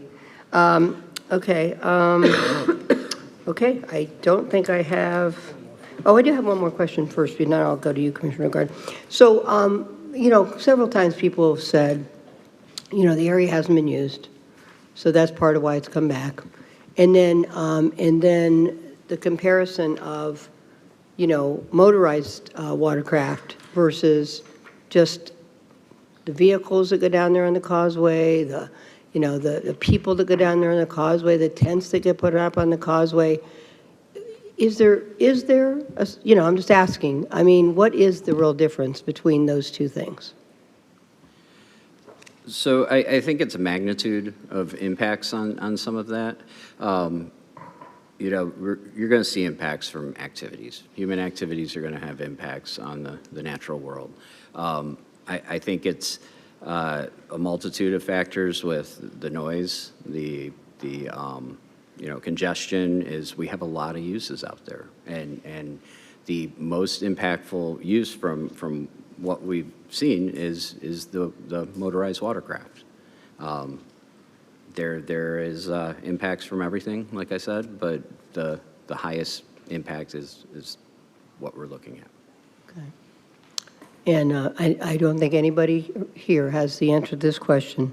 When they originally did the man-made causeway, I would assume that they just did it to make a way to get to Caladesi, Honeymoon Island, and Rolla Stewart Arms at the time. And that was it. And everything else grew out of that. Mayor, it predates me, but the causeway was originally a DOT corridor. It was functionally reclassed and handed over to the county. I believe they were asleep at the wheel at the time. So they became owners of it. But They're trying to give it back. We know that. Yes, we know. But it was originally a DOT corridor, I suspect. It was a transportation corridor primarily. Right, and actually, it's still not considered a park by the county, it's considered a road. Okay. And so it's become so much more. Okay, I don't have any other questions, so at this point, I'm going to ask for a motion. Sure, oh, I'm sorry, Commissioner DeGard. I'm looking at a number of roads that cross bodies of water in the area. Courtney Campbell, these kind of roads, do they allow launch off of there? So Courtney Campbell on the Tampa side has a county boat ramp that's attached to that, a significantly sized one right off of that area on the north side. And they launch off there? They do. Okay, all right. It's a ramp. Yes. It's a ramp, though, it's not just off a beach? Correct. It's an improved ramp. Have we got any history on this kind of issue in other communities where they've decided not to allow beach launches on jet skis? Do we have any knowledge of that kind of history? I did come across that, and I need to dig it out here if I don't have it right at my fingertips. Okay. No, we're past the comment. Thank you, though. Thank you. Okay, anyone else? Any questions? Okay, so I need a motion, and the motion would be to approve ordinance 26-08 on first reading. So moved. Second. Okay, so I'm going to go to, I have a motion by Commissioner Gao, I have a second by Commissioner DeGard, and I am going to go to commission comments, starting with the maker of the motion, Commissioner Gao. That's what I get for moving the motion. We do. not sure where to begin, and I'm not fully confident in my motion for everybody. So, but what I will tell you is I've never had the luxury of finding somewhere else to live that you love so much that you're willing to move there, because I was born and raised here. And so when I see it time and time again, the number of people who actually pack up and move, change their lives to come here, is just phenomenal to me. If you want to talk about history, just for the record, my father was Dunedin's first director of Parks and Recreation back in the 60s. And if you look at, can you bring up the history? I think it was like slide 2. It was way at the beginning. Yep, there we go, there we go. The bridge and causeway built in 1963, and once it was built, actually, then you had private developers that wanted to develop, at that time, Dunedin Beach into a entire community, but that went bankrupt and didn't work, and so that's how we got Dunedin Beach and then Honeymoon Island. But we had powerboat races in the mid-60s out there on that side of the causeway back in the 60s. So it goes to the gentleman's conversation that we used to do a lot of things. You heard it spoken earlier, I guess it was actually on break, that in high school we would have bonfires out on the causeway. And for a lot of us, that's where you had your first taste of alcohol out there. That was a day when we were all kind of raised feral. Or when we had hurricanes, my mother used to drive us out to Dunedin Beach and would let us out of the car and let the wind blow us down the beach. And then she'd drive down and pick us up and drive us back down, and just did that. And what a mother with 3 kids will do to entertain us and save her sanity. But we used to have, there's a lot of things we used to do. And so, and also for the record, Honeymoon Island today is the #1 visited state park in the state of Florida. So it gets a tremendous amount of traffic. A lot of times, if you're not on the island by 10 a.m., it's 2 p.m. before you can get out there. And it's amazing. And so part of the, we've heard resiliency and sustainability and the ecosystem, and that is, if you know me, that's really important. But there's so much more going on there. And there are lots of things that I used to do as a kid that I can't do anymore. And a lot of the reason I can't do them is because there's just too many people. I used to ride my bike everywhere. I can't do that anymore. And so when you look at actually what's going on that causeway for me, especially since COVID, you have just this huge increase in people wanting outside in general, but you got walkers, pedestrians, bicyclists, kayakers, paddleboards, jet skis, the motorized, and everything is focused on that causeway. And to me, it gets to the point, it is a safety issue, and it's trying to fit 10 pounds of mud in a 5-pound bucket. At some point, what's going to give and what can we do? And the idea isn't just to say no to one group or one subgroup. It is, if we can't let them have it there, where can we tell them?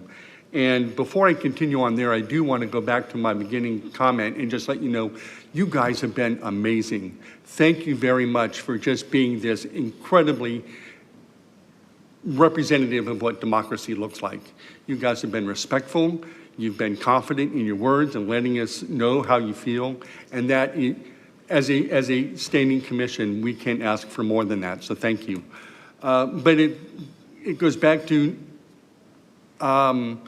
there was a time when she's well known in Dunedin, and for anybody who knows Sylvia Earle, she is a very well known marine biologist.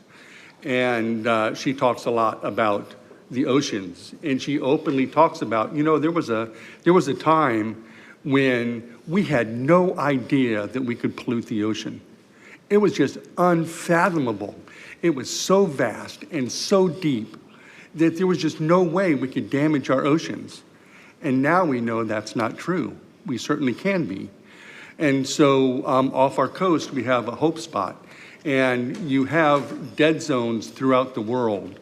And so Sylvia came up with this, and dead zones are where nothing lives because it's all polluted, and in our oceans. And so we have hope spots which counter that. So our entire coastline, from the Panhandle down to 10,000 Islands in the south, is a hope spot. And Dunedin is the hometown for the hope spot. And it's all about bringing that water back to life so that we can all enjoy it. We're starting to recognize that while there's a lot of fun in the water, there's also a lot of money in that water.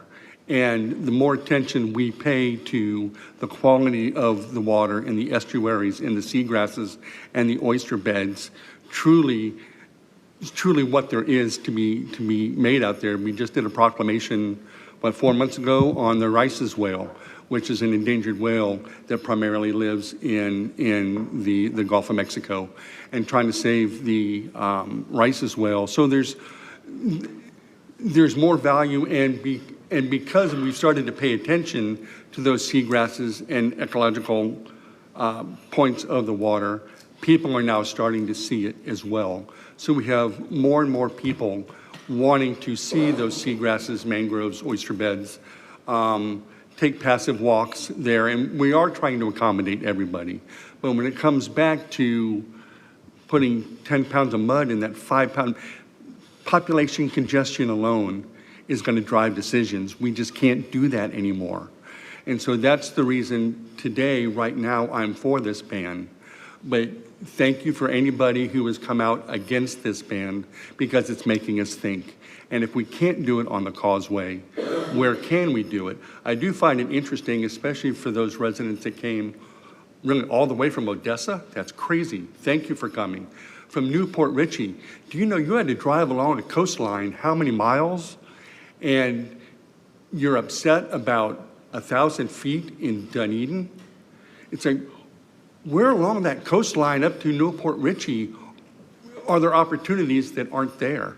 I look at the Clearwater Causeway, and you can't launch there. Nobody's complaining about that. And the Clearwater Causeway is beautiful. And so whether or not the causeway is man-made or not, to me is irrelevant. It's there, right? Yes, we destroyed seagrasses building it. Yes, that was a time when we didn't even know we could damage the water. We weren't focused in that. So those are just my thoughts and my comments about why today I'm supporting this. You've heard other conversations about our boat ramp and what we could do. So I wouldn't just say stay tuned, wait and see. Be active. Reach out to us every once in a while. Hey, we haven't forgot about you. What are you doing for jet skis? And keeping it on that kind of level. But I do thank you all for coming out, and those are my comments, Mayor. Thank you. Commissioner Guard was seconder of the motion. Thank you, Mayor. This is one of those where I could argue either side easily. I'm about personal freedoms and the ability to enjoy life, and that's what jet skis are about. They're an expression of having fun, enjoying your life, fulfilling yourself a little bit. And I hate where I'm sitting. On the other side, there are people that want a pristine community in which they can live and enjoy a walk without the noise, without speedboats going or jet skis going up and down. So there's two sides to this, and both sides have to be respected. I tried to do an analysis of how many of our citizens might own jet skis, and I came up with a number of about 300 or so, and that's using some very spitball math. So I think the crowd also showed us that this is a gravitation point for people throughout the region that want to be on jet skis. That's a value. It's a value that they're here. It's a value that they're coming here. Problem is we're suffering from compression. Pinellas is one of the most populous counties in the state of Florida, which is one of the most populous states in the Union. And one of the reasons we honor our parks so much here is because we want free and open space, so that our citizens, even though they might live close together, can go into a place, walk through the woods, and enjoy nature. I'm afraid the balance for those not living in Dunedin as opposed to those living in Dunedin is more for those living in Dunedin, at least for me, because those are the people that put me in this seat. And that is why I seconded the motion. Okay, Commissioner Sandbergen. Right out of the blocks, it was brought up about how long it's been jet skis. I would never be voted Father of the Year, but I remember my 3-year-old being stuffed in a pack and play with an umbrella over him, and that was about 1995, because I used to be part of that jet ski crowd, and it was a heck of a good time. And it does so. Whoever talked about families, hey Randy, you did a heck of a job. David, and my namesake back there, Stephen. If I ever wanted somebody to go to address a crowd, which I do a lot of times, I'd have you right next to me, because you're good. I never met you before, but I met you tonight. And you guys are passionate. And it's more than a hobby. I mean, when I see these kids sitting here, I can tell it's what you do. It's what brings your family together. And I will bet that if you're out here and you're in this room and you took the time to come in here tonight, you're not the one that was out there causing problems. Because like I said, I have 125 emails, and I don't think any of them said they're the most polite, tidy bunch of people in the world. And you know, and I know I think one of them even talked about, I'll clean up the trash. Well, that's really going out of their way. But this is, that power to the people. I mean, we have been, at least I have, and I'm not sure everybody else, but I've been inundated by Dunedin residents that are against this. And I represent and work for the citizens of Dunedin. So I have to go along with what they've asked for. And I will be voting in favor of the ordinance. And I know that's not what you wanted to hear, but I have to remember that I'm a Dunedin City Commissioner and work for the citizens of Dunedin. And that's all I have to say, Mayor. Thank you. I'm also going to vote for it, just to be clear. I do appreciate the respectful way everybody has presented their case. There's certainly been some things that have given me pause. I certainly have some Dunedin residents that also said, oh, can't you find some place? Can't you, it's not that big of a spot. But I have also been overwhelmed by people that don't agree with me about anything up here. But they're like, it's so unsafe there. Thank God you guys are doing this.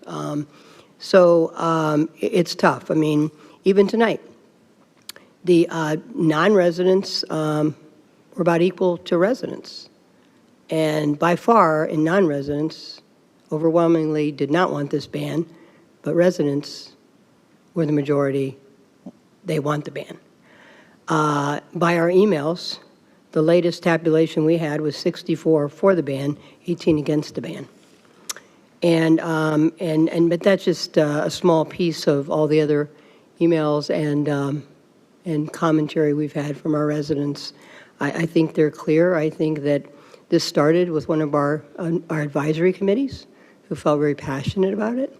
They brought it forward, and I think some of our other committees spoke to it.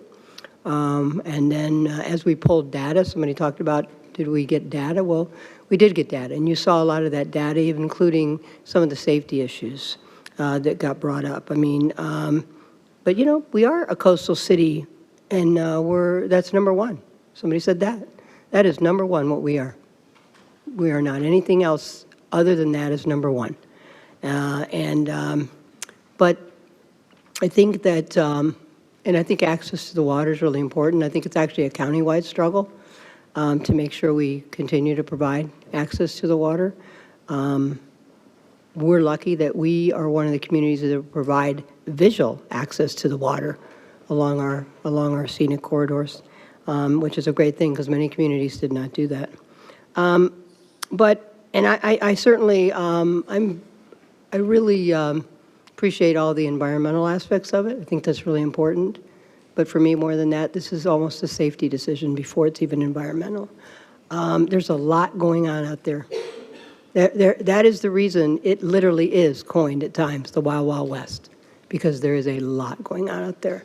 And honestly, with the overwhelming number of residents that want peace, I feel that I should give that to them, and I think it's a safer way to go.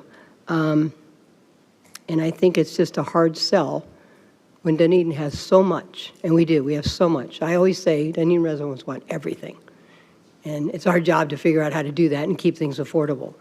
But the reality is we can't be everything, and some of the people that don't want the ban are coming from other places, and I'm saying to myself, why are you coming here? Why aren't you going to where you are? Because they must not have it. But we have a lot, and we don't need to bring the world in to our Dunedin Causeway.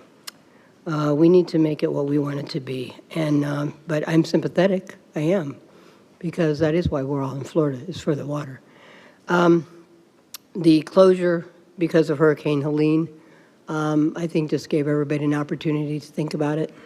And obviously, I think it was certainly the drive of this commission to not let it be reopened without making this decision, you know, because let's set the pace now.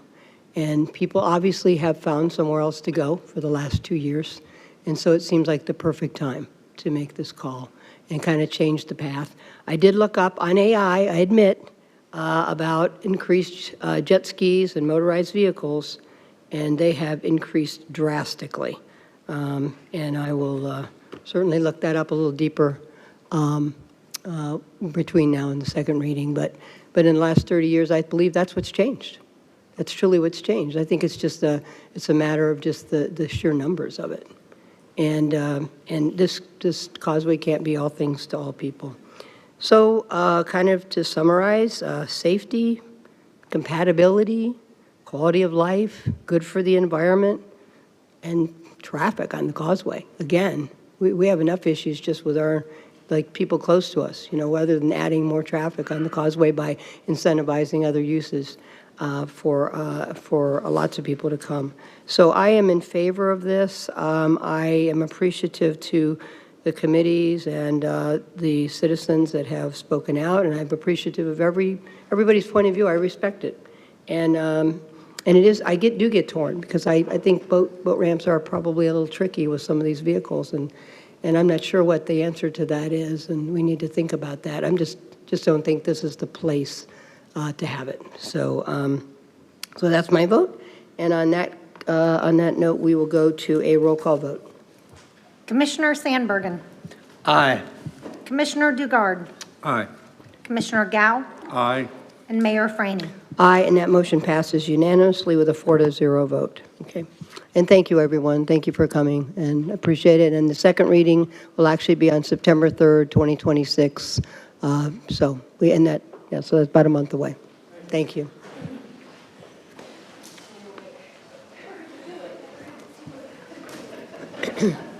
Steve? Okay, we'll just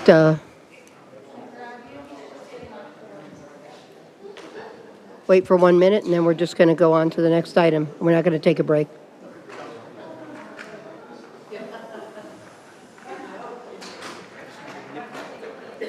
Oh, okay. No, you're understand. Good, I understand. Okay.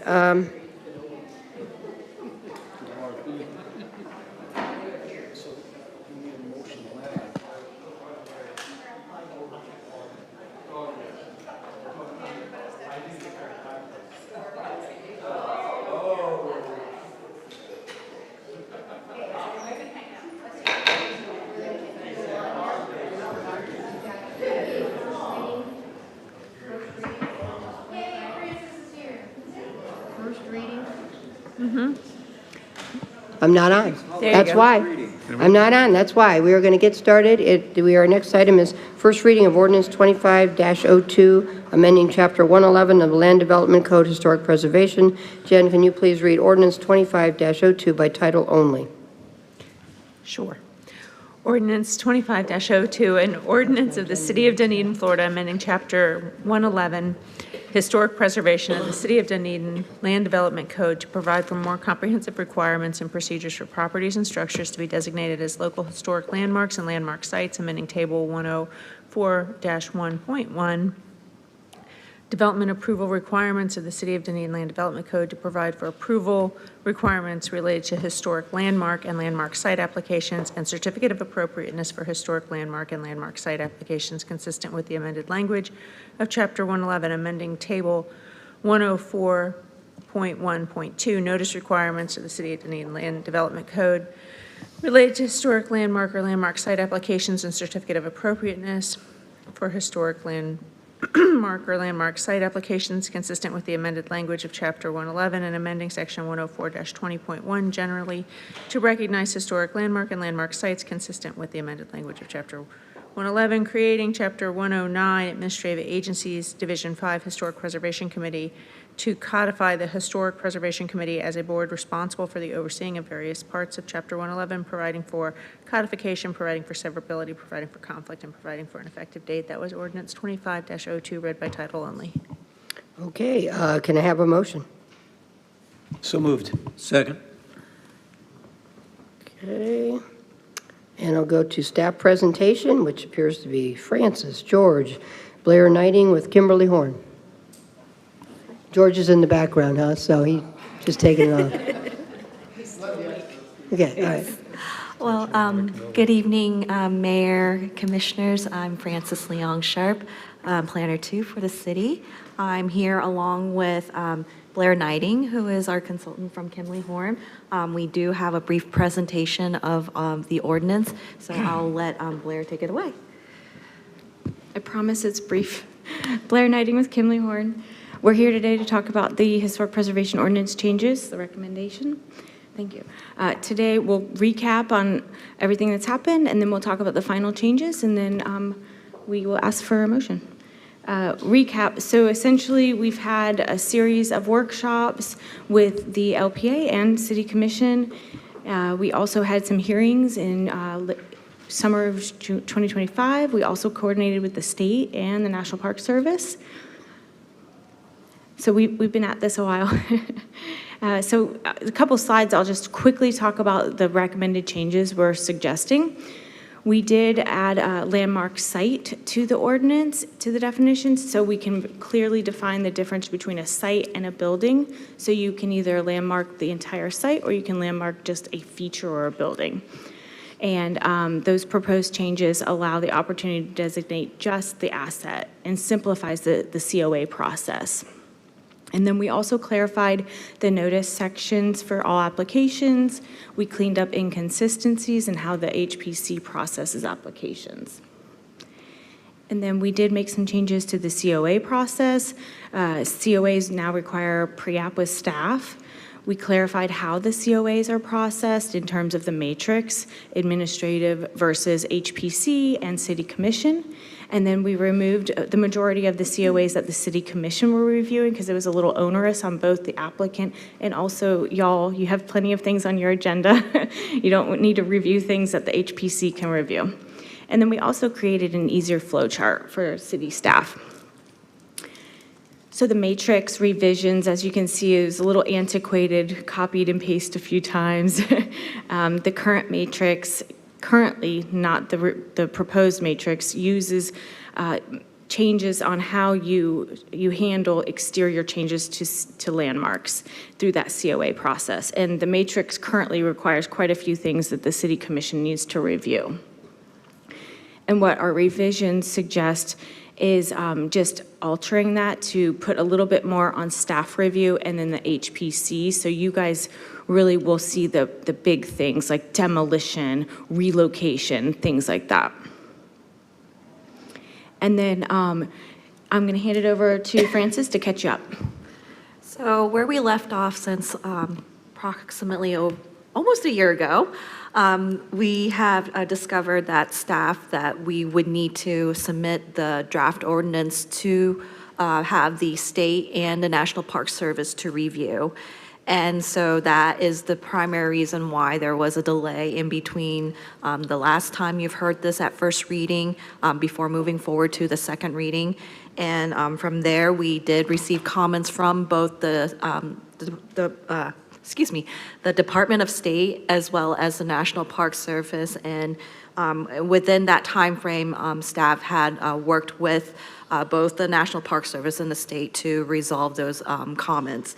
And as a result of that, as you can see from the bullet point, the one key changes that you see from this current draft that you have here this evening is that we have removed the provision to create historic districts based as a result of the comments from the National Park Service, more particularly, as well as the rising concerns that we have seen expressed from the citizens.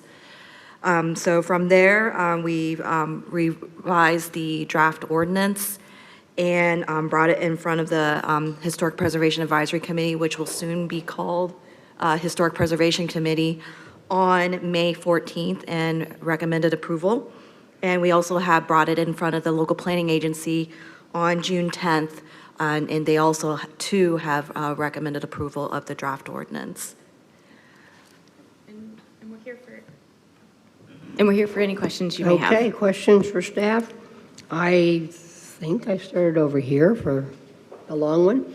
I'm going to go over here, Commissioner Sandbergen. So I know there was a question before about who can initiate, am I right? Who can, okay, and has there been changes to that? Is that all cleared up? As far as who can initiate a historic district? Yes. Yes, that's been eliminated. Okay. Yeah, so the provision of the historic district, just to talk about that, it's been completely eliminated.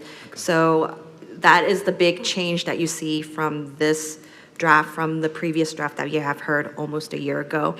And I think the one part that we also still have is the landmark designation in terms of the application process has not changed. That's all I needed. Thank you. If we did jet skis and historic districts in one night, first of all, we'd be idiots. And secondly, we'd need twice the building. There we go. Okay, questions, Commissioner Gao. Thank you, Mayor. Yeah, I will say that historic preservation is a little PTSD for me. True. Probably for all of us. I mean, to see it, we want to run. Kind of like paid parking. Yeah, my question is about site versus building. And just so the residents understand that and what that looks like, do you actually have any literal examples? This place in Dunedin, da, da, da, da, da. Okay, yeah, I think if I'll answer, we can use the marina as an example, correctly? Yeah. So, for example, if you wanted your entire historic site to be designated, you could include the building, the landscape, maybe the historic wall around your site. That would be the landmark site. If you wanted to just do the building, you could do a landmark. So you could request for a landmark designation. So that's the difference. The landmark site is the whole encompassing area, and then the landmark is the building or the feature. It could be a wall too. Okay, so there could be, like, part of the site may not be historic. Exactly. It might be newer. Yes, sir. But there's that historic Yes, sir. building or something of value, that asset on your property. Yes, sir. That you would want to have. Okay, thank you very much. You're welcome. Commissioner Dugard, questions? Do we see in the future coming back and looking to create historic districts in the area? Okay, I won't go any further. Please have that after November. That's all. Yeah. Commissioner, Mayor, that there is no plans in the future to bring back historic districts. Okay. No more questions. Thank you. There are no plans is no. Okay, I do not have any questions on this item, and so I'm going to open it up to public input and see, does anyone in the audience wish to come forward and speak on this issue? Wow, not even former Vice Mayor Deborah Kynes, huh? Okay, right, okay. Well, all right, so I'll let you come up after. Okay, all right, sounds good. Okay. That's the cart before the horse. We haven't voted yet. Well, that's what I mean. I mean, we'll see. That's why I didn't want to let her come up now. Okay, anyone else in the audience wish to speak on this issue? Okay, close public input. I'm going to go to final commission comments, starting with maker of the motion, Commissioner Steve Sandbergen. We've worked this back and forth. I have nothing more to add. And seconder of the motion, Commissioner Tom Dugard. It is disappointing that we do not have districts inside this ordinance. We wanted districts in a certain way here so that it was more unanimous on the part of the citizens. That was not agreeable to our good friends at the state and the federal level. And therefore, because of that disagreement, we could not find a way to shoehorn this. If we ever do, I'll be right here ready to vote for it because I think historic districts are important, but so is the consent of the people. Thank you, Mayor. Okay, Commissioner Gao? You know, I do echo my colleagues' comments with the districts, but it has to be the right ordinance. It has to be the right time, and the residents need to be involved in accepting it. That's it. Thank you. All of that sounds good. I don't really have anything additional. I'm really glad we're moving forward with a lot of things that are in here. It's a really good thing. And so I'm going to go to roll call vote. Commissioner Gao? Aye. Commissioner Dugard? Aye. Commissioner Sandbergen? Aye. And Mayor Franny. Aye, and that motion passes unanimously, 4-0.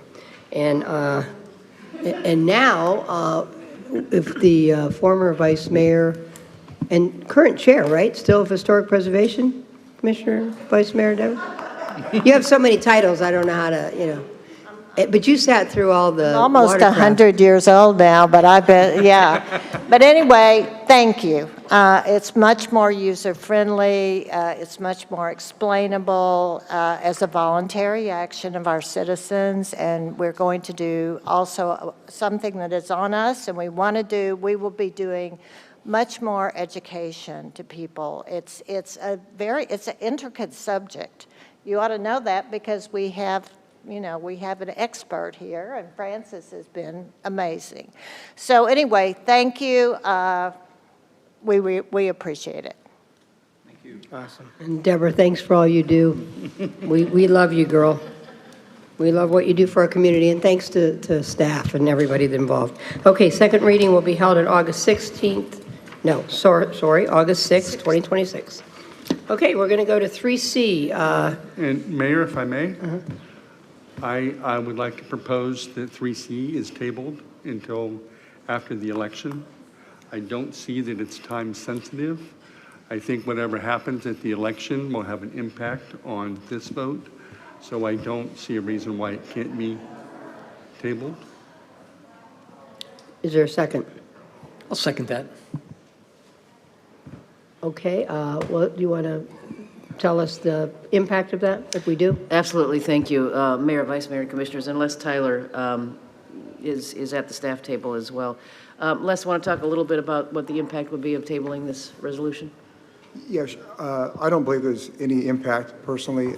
As long as we have this resolution approved before construction begins, assuming the parking garage moves forward, we're fine. So there's no impact if No we impact. delay? Yeah, no impact of delay, yeah.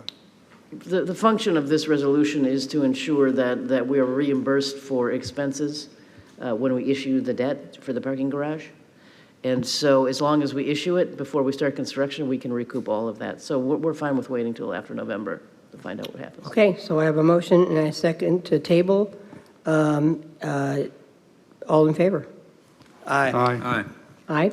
Any opposed? Motion passed unanimously, so that has officially been tabled, and that is the correct term, City Attorney? Tabled? That's fine, yes, Okay, good. because you're not continuing it to a date certain, you're just tabling it, and then the city manager can bring it back. Just making sure you're keeping us on the path of righteousness, so to speak. I'm trying. Question to council. On a tabling, is there a requirement for when it comes off the table in timing? There is not. Okay, thank you. There we go. We are definitely on the path.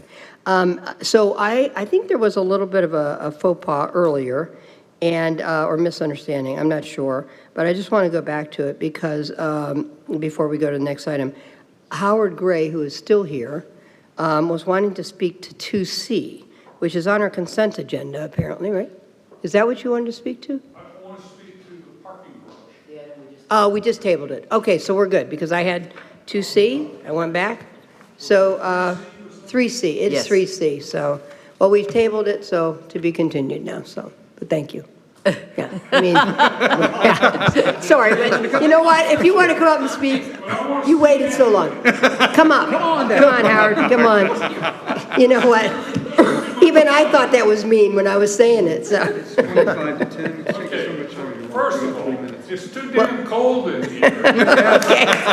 And I say that because I got 4 fusions in my neck and I can hardly walk when I get cold. Okay. I wore long pants. All right, okay, Howard. In honor of Jeff. Yeah. 'Cause he's got Okay, caught. name and address for the record, and 3 minutes. 3 minutes. Howard Gray is 1617 Brook Drive, Dunedin. The beautiful Dunedin. All right. So I'm going to take this time. Don't know if it even applies to what you're doing today, but you guys will know. I don't know. What you're doing is complicated. If you had come up with this proposal for a parking garage 5 years ago, Probably want to stay into the mic there. I'd have probably been in favor of it, but not anymore, because I think these new autonomously driven cars, they drive themselves, in other words, for taxis. That's going to be a highly preferred method of getting to where you want to go than a parking garage. So just play through the scenario. I want to go to a restaurant in Dunedin, so I get in the car and I put in the address for my destination, a parking garage. That's not where I want to go. I want to get to the restaurant. So if I get one of these self-driving cabs, I just pull out my phone, say, hey, I'm at home. I want to go to a restaurant, and pick me up at 6:30, and then that happens, and it pulls up in front of that restaurant. And it just drops me off. I didn't go to a parking garage. I don't like going to parking garages. I like parking my car there during the day when it's hot, but otherwise I'd rather stay away from a parking garage. So since you're planning on spending, what was it, 10, 11 million dollars? That sounds important to me. So if it's not necessary, and I don't think it is, then we don't need to spend that money. How am I doing? Oh, I got time for a story. It has to be pertinent to the So agenda. maybe you give me some extra time here, just because. No, we will not, I guarantee you. That was 10 seconds right there. Okay, so in 1900, there's this great picture of Fifth Avenue in New York City, and it is full of horses and buggies. There's one gasoline-powered car in there. And then you go forward to 1913, same angle, and now you see nothing but gasoline-powered cars and one horse and buggy. That's how fast that takes over. That's what's going to happen with these autonomously driven vehicles. They're going to take over a lot faster, more like the iPhone that took over in a period of just a couple of years. So just something to think about, because I know you're itching to spend that $11 million. Well, it's tabled for now, this item, so Thank thank you. you, Howard, appreciate it. That means I can come again. Okay, 3D, Resolution 26-11 establishes a maximum millage rate for fiscal year 2027. Jen, can you please read Resolution 26-11 by title only? Yes, Resolution 2611, a resolution of the City Commission of the City of Dunedin, Florida, adopting the proposed millage rate for ad valorem tax revenue for fiscal year 2026-27 at a rate not to exceed 4.1345 mils, or $4.13 per $1,000 of assessed property value, providing for public hearing dates and providing for an effective date hereof. That was Resolution 2611, read by title only. Great, can I have a motion? So moved. Second. Okay, staff presentation. Good evening, Mayor, Vice Mayor, Commissioners. Les Tyler in the Finance Department. I'm also here with Gene, our Budget Manager. This item, as mentioned, is Resolution 26-11, and is to establish the proposed maximum millage rate for fiscal year 27 budget for the city.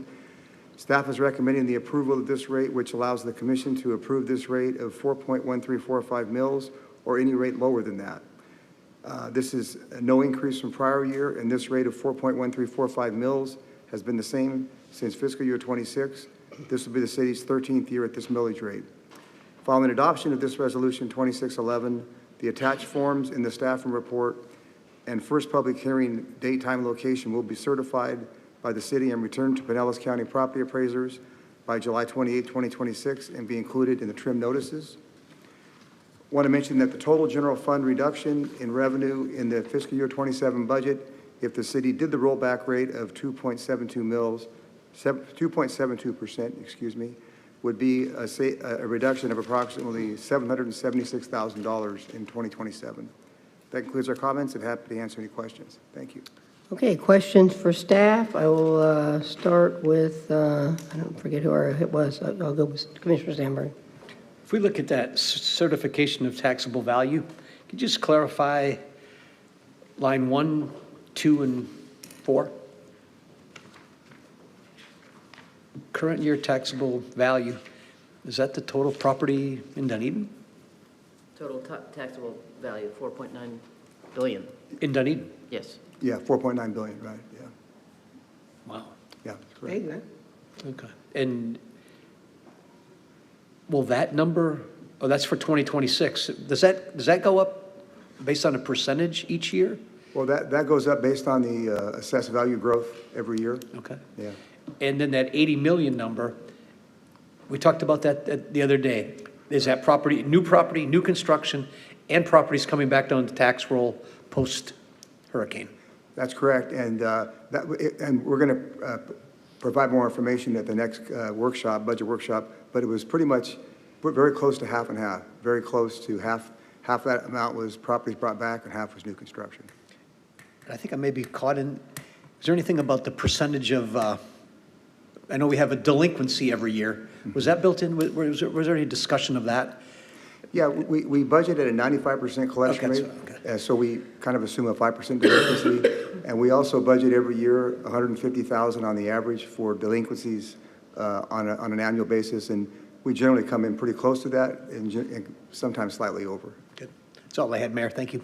Great. Okay, Commissioner Gao, questions? Thank you, Mayor. Les, and yet, just for the record, because I think I heard a different date, how long have we had the millage rate 4.1345? Since 2016. Yeah. 2016. I thought I heard a different date, so I just wanted it clear for the residents. And the rollback amount was 770,000? Yeah, 776, yeah. Oh, or 776. All righty. And if possible, for our next workshop, could you also propose what services would have to be cut in order to reach that 770, that amount? If I may, Mayor, the next workshop is coming right around the corner. It might be difficult to quantify that specifically. We are working on the contingency plan, and it's difficult getting you the information for the contingency plan in that time period. I mean, we could equate it to number of positions, just straight across the board and that type of a thing. But to, various cuts that we would recommend, I can't do that by that workshop. Okay. All right, thank you. That's all I have. Okay, Commissioner DeGard, questions? Thank you, Mayor. Give me a sense of the growth in our revenue under this basis as opposed to prior years. Can you give me some kind of picture on that? Yeah, well, our growth this year was 4.53% year over year. Okay. And then last year was like 5.23, I believe it was. So, and then years prior to that, it was more than that. I'd say the 5-year average before that was probably 8.2% on the average, roughly 8.1 or 2%. So this is significantly less than the average for the last 5 years, as far as growth? Definitely less, yeah. Okay. That's all I have, Mayor. Thank you.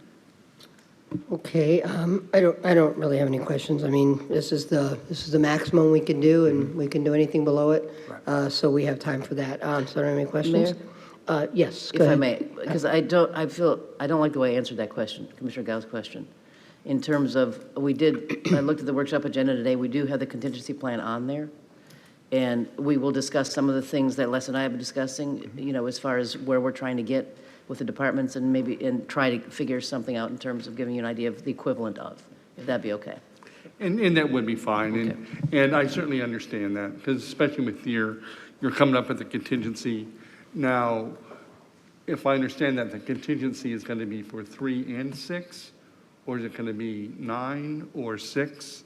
Because I know the mayor was concerned about the second year and the big hit. So But you can't get to the second year without the first year. Right. The plan that we're going to put before you to be approved by the city commissioner, if the referendum passes in November, will be what we call the contingency plan. And then we're going to include in that, as part of that, the best we're able to do right now is a good estimate of what year 2 would look like, and then it's going to take us 3 or 4 months to say specifically this is what that looks like. In terms of the contingency plan to put in place, we'll have those details flushed out, and then after that, we're going to need a little bit more time. Well, we don't have time. I mean, we've got to, we have to have our citizens understand, if we're going to take a $7.5 to $8 million hit by the time things roll back from the county, what does that look like? Now, I get that the contingency plan that we're going to kind of vote on is what's going to absolutely happen if it gets approved. But we have to be able to have that fact sheet to say, this is our best shot at what's going away in that second year, if it passes, because otherwise I just think that people think it's just creatively managed and not real. And hey, I hope, and that exercise I think is critical to all of us, so. Yes. Les and I have had that conversation. Go ahead, Les. Yeah, I was just going to mention, Jennifer, I talked about this a little bit yesterday. I think we'll have a formal detailed plan like you just talked about, Jennifer, and then I think we can have another plan that would get to that second number, that's $8 million number roughly, and that difference between the $3 million and the $8 million would be, we could definitely tell by department what the reductions would be. We can give staffing amounts and staffing reductions. We can give at a high level some of the reductions and specifically what they might be as well. So in that particular plan, Les is talking about $8 million because we will have, we'll look at everything that's going to roll down from EMS, from the library and that type of thing, roll into that year 2 as well. Good, okay. All right, okay, any other questions from anybody? Okay, I'm going to open up to public input. Anyone in the audience wish to speak on this item? Seeing none, I'm going to close public input. Rita, you look like you might be leaving, but you get like an award tonight because you were here early and you're here late. I mean, first one here, she came in during CRA. I mean, come on, Every time I said an input, I looked right at Rita, like, she's like, no, not this one, not this one. Is she from the Citizens Academy? Is she here to get points? I am going to be in the Citizens. Oh, well, there you go.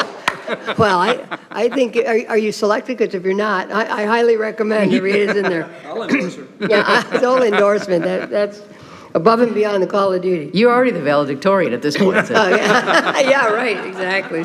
Oh, my gosh, too funny. Okay, final comments by the commission, starting with the maker of the motion, Commissioner Sandberg. Nothing to add, Mayor. Commissioner Dugard, seconder of the motion. This is tangential.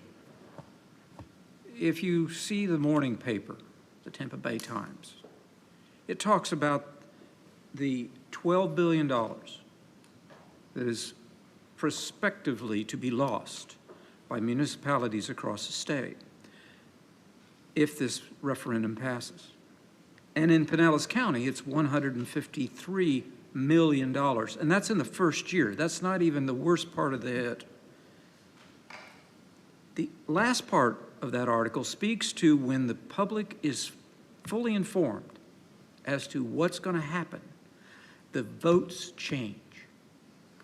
The votes change. It's no longer it can't pass at 60%.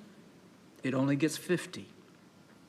So that's how important it is that we, the city, keeps our citizens, and every municipality keeps their citizens informed as to what they're going to lose if this passes.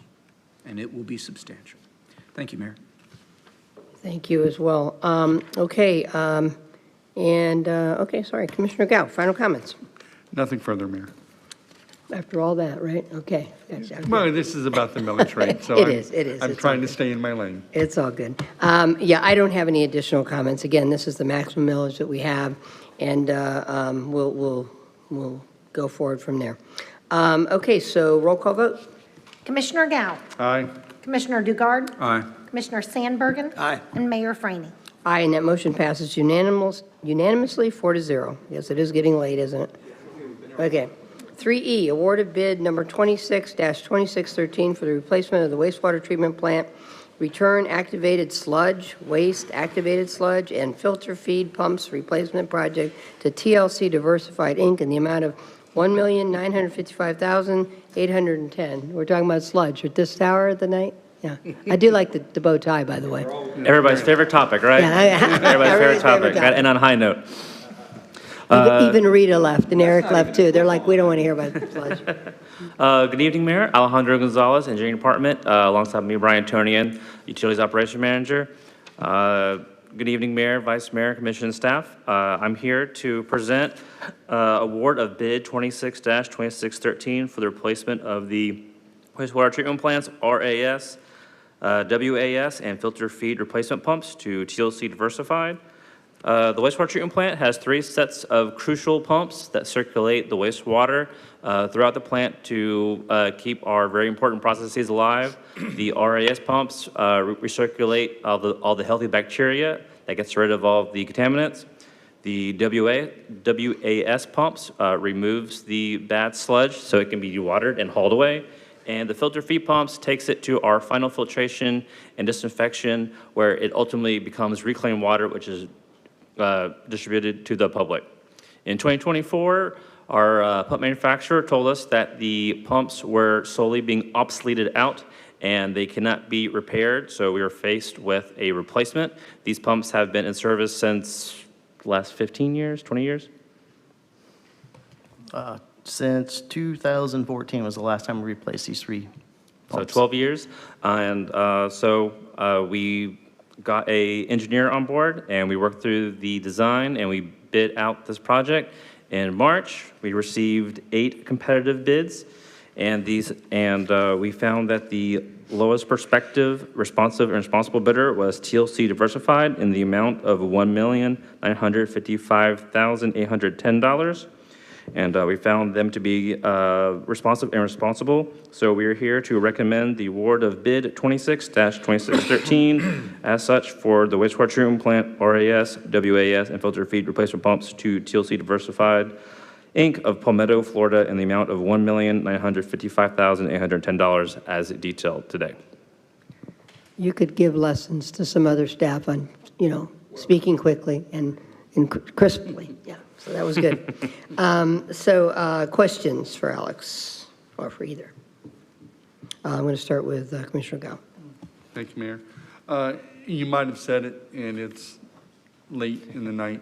Why? Why do we need this? Why do we need the new pumps? So these pumps are very crucial. If they do not operate, we do not provide properly treated wastewater. And 2 years ago, these pumps were identified as being old and obsoleted.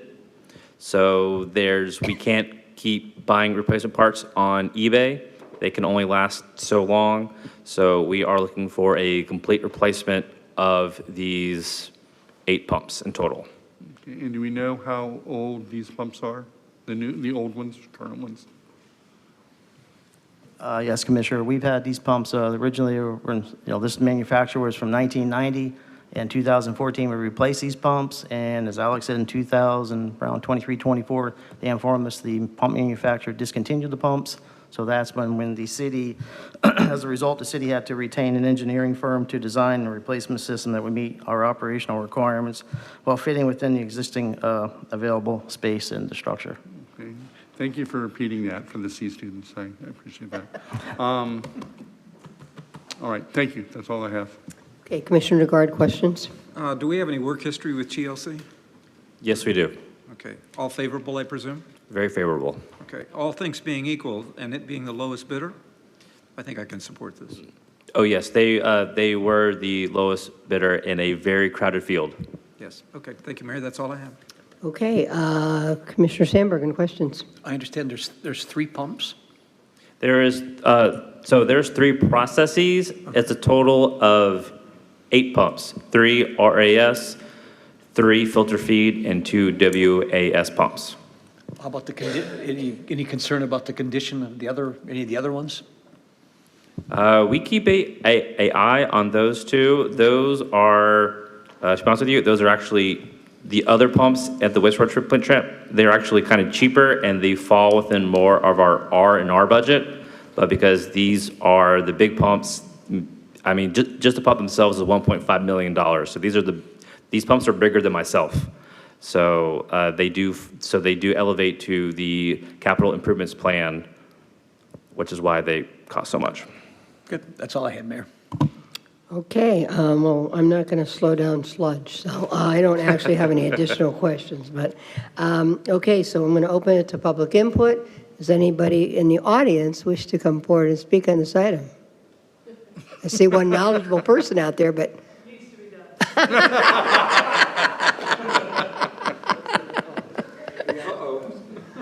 Oh, okay, David, come forward. David Ballergettis Jr., Georgia Avenue in Palm Harbor. What is the life expectancy of these pumps, and during the changing out of these pumps, is there a possibility of anything that could possibly go wrong that you could foresee? Thank you.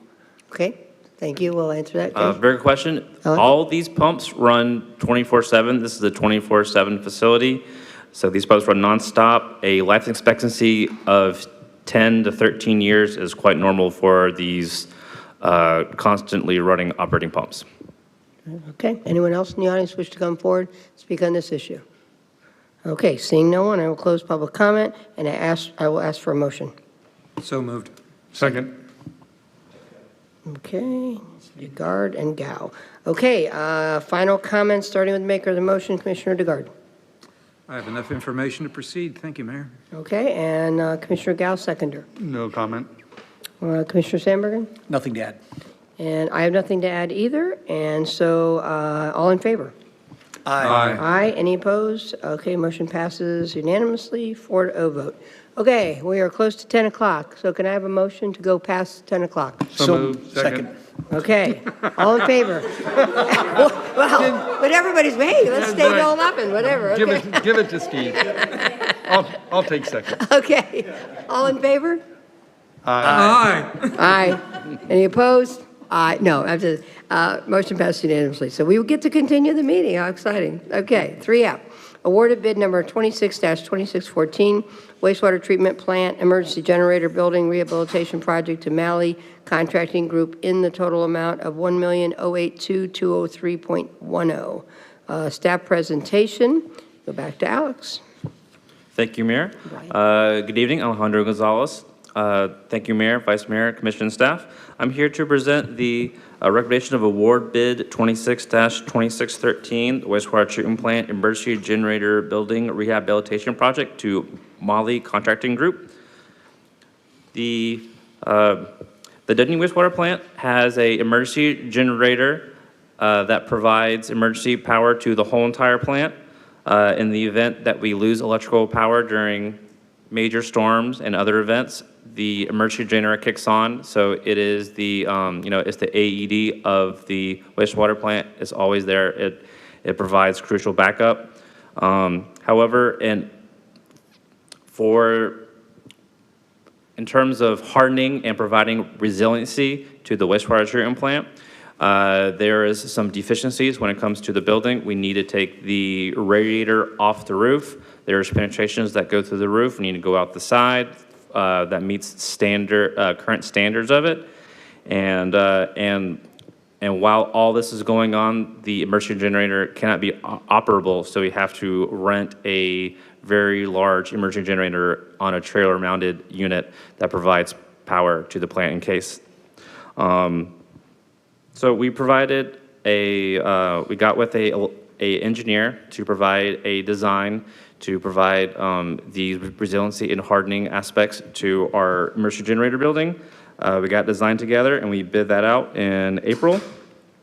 It was competitively advertised, and we received 3 bids, and the lowest responsive and responsible bidder was Molly Contracting Group in the amount of $1,082,203.10. As such, staff recommends awarding bid 26-2613 wastewater treatment plant emergency generator building rehabilitation project to the Molly Contracting Group of Tampa, Florida, in the total amount of $1,082,203.10. Okay, questions for staff, starting with Commissioner Sandberg? I guess I recognize the name of this contractor. They're doing the park downtown, right? Yes, that is Same correct. company? The same people doing the Correct. park. It seems like quite a difference, this project versus that park. I mean, comfortable with them? They've done work We're like this? comfortable. Okay. The work detailed in this project is more of a general contracting, more concrete work and more vertical build. They will not be touching any of the processes of the wastewater treatment plant. That's fine. Thank you. Okay, questions, Commissioner Gao? And this can't be fixed with duct tape? Is that what I'm hearing? Maybe some yeah. flex tape.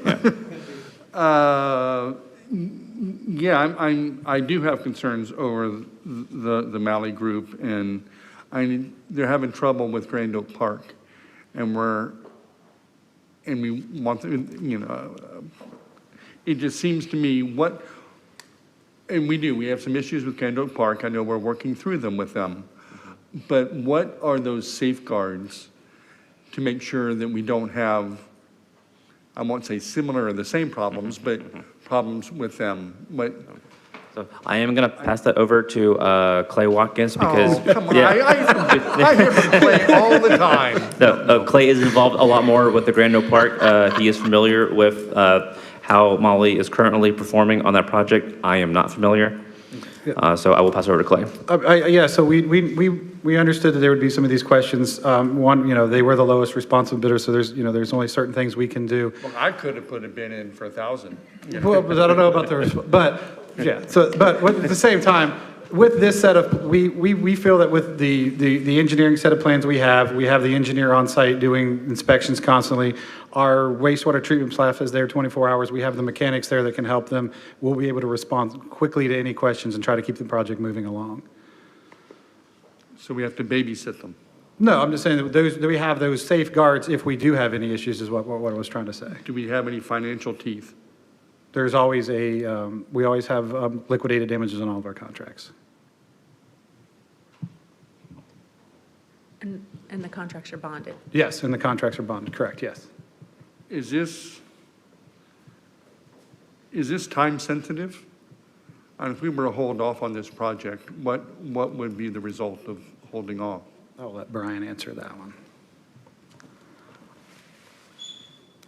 Yes, we have the ability to hold off a little bit of time, but this is a critical asset to the wastewater plant. I mean, this is an emergency backup generator. When we have hurricane storms coming through, we've run this generator 3 to 4 days continuous and no power. So with no generator, you got no services for the wastewater. So that is a high priority for us. So we do want to move forward, but I have no problem discussing further if anyone has any concerns. But again, as Clay mentioned, we have staff on site. You're going to have myself. You're going to have city engineers. You're going to have our EOR on site, and all staff we're going to be participating because we know how vulnerable this piece of equipment is and how important it is for the wastewater success. I just feel we are rewarding, I don't want to say bad actors, just not great actors, right? We're having problems with them now, and we're going to give them another project. It's scary for me. Yeah, and we do understand that. And also, the other thing, with the weather and the importance of this, most of these 2 projects that were ordered today, they will not start construction until after hurricane season. So they'll be, that we were not like we're rushing to get them and having them on 2 projects at one time. Okay, so this is going to wait till at least after. Yeah, this won't happen until November. November. Yes. And so is there a need to hold off on this? To see how they continue to perform at Grand Oak Park? That doesn't hinder the ability to move forward, but we need to move forward on this. No, well, one, we're also looking at a different set of subs that are helping them do this work than the set of subs you have at the Grand Oak Park. Okay. So it's the same contractor that you're awarding the award to, but they have different subs doing the work for them. Okay, but it's the contractor that hopefully oversees the subs. Absolutely, that is correct. Right, and so, are you saying that the subs that they got for Grand Oak Park aren't? No, I'm more aren't what saying. they should be? No, I'm for definitely Grand not Oak? saying that. I'm saying it's a different group. So if there was a time constraint and you're looking at comparing the two, even though we know they're starting later, it's different groups doing different work. Okay. That is not saying anything positive or negative about the subs at the current project. All right, okay, thank you. That's all I have, Mayor. Okay, Commissioner Dugard. Thank you, Mayor. As we've now linked Malley in this project to a past project that's currently underway, what is our satisfaction level with them now with what they're doing at Grand Oak? So, and Grand Oak has been, it's picked up some pace. We're doing well. We actually reached out to them and there was some conversation. We had the add-on for the sidewalk. Those bricks are in, so they're looking to wrapping up mid-September. Okay. That's with the add-on of the extra work we had to them. And they did another project for us last year on Lockley. They replaced the brick pavers there and they were exceptional on that project. Okay. I'm going to let him talk. Understandable. Okay. I'm a little worried about deferring this, only in as much as this sounds like a critical A1 when it comes to community services.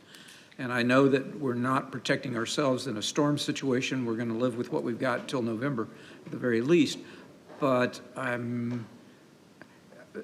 the worst thing that I think we can do is defer critical A1s. That's our job as a city. So I'm not interested in deferring this particular, and I'll get that in the comments. Thank you.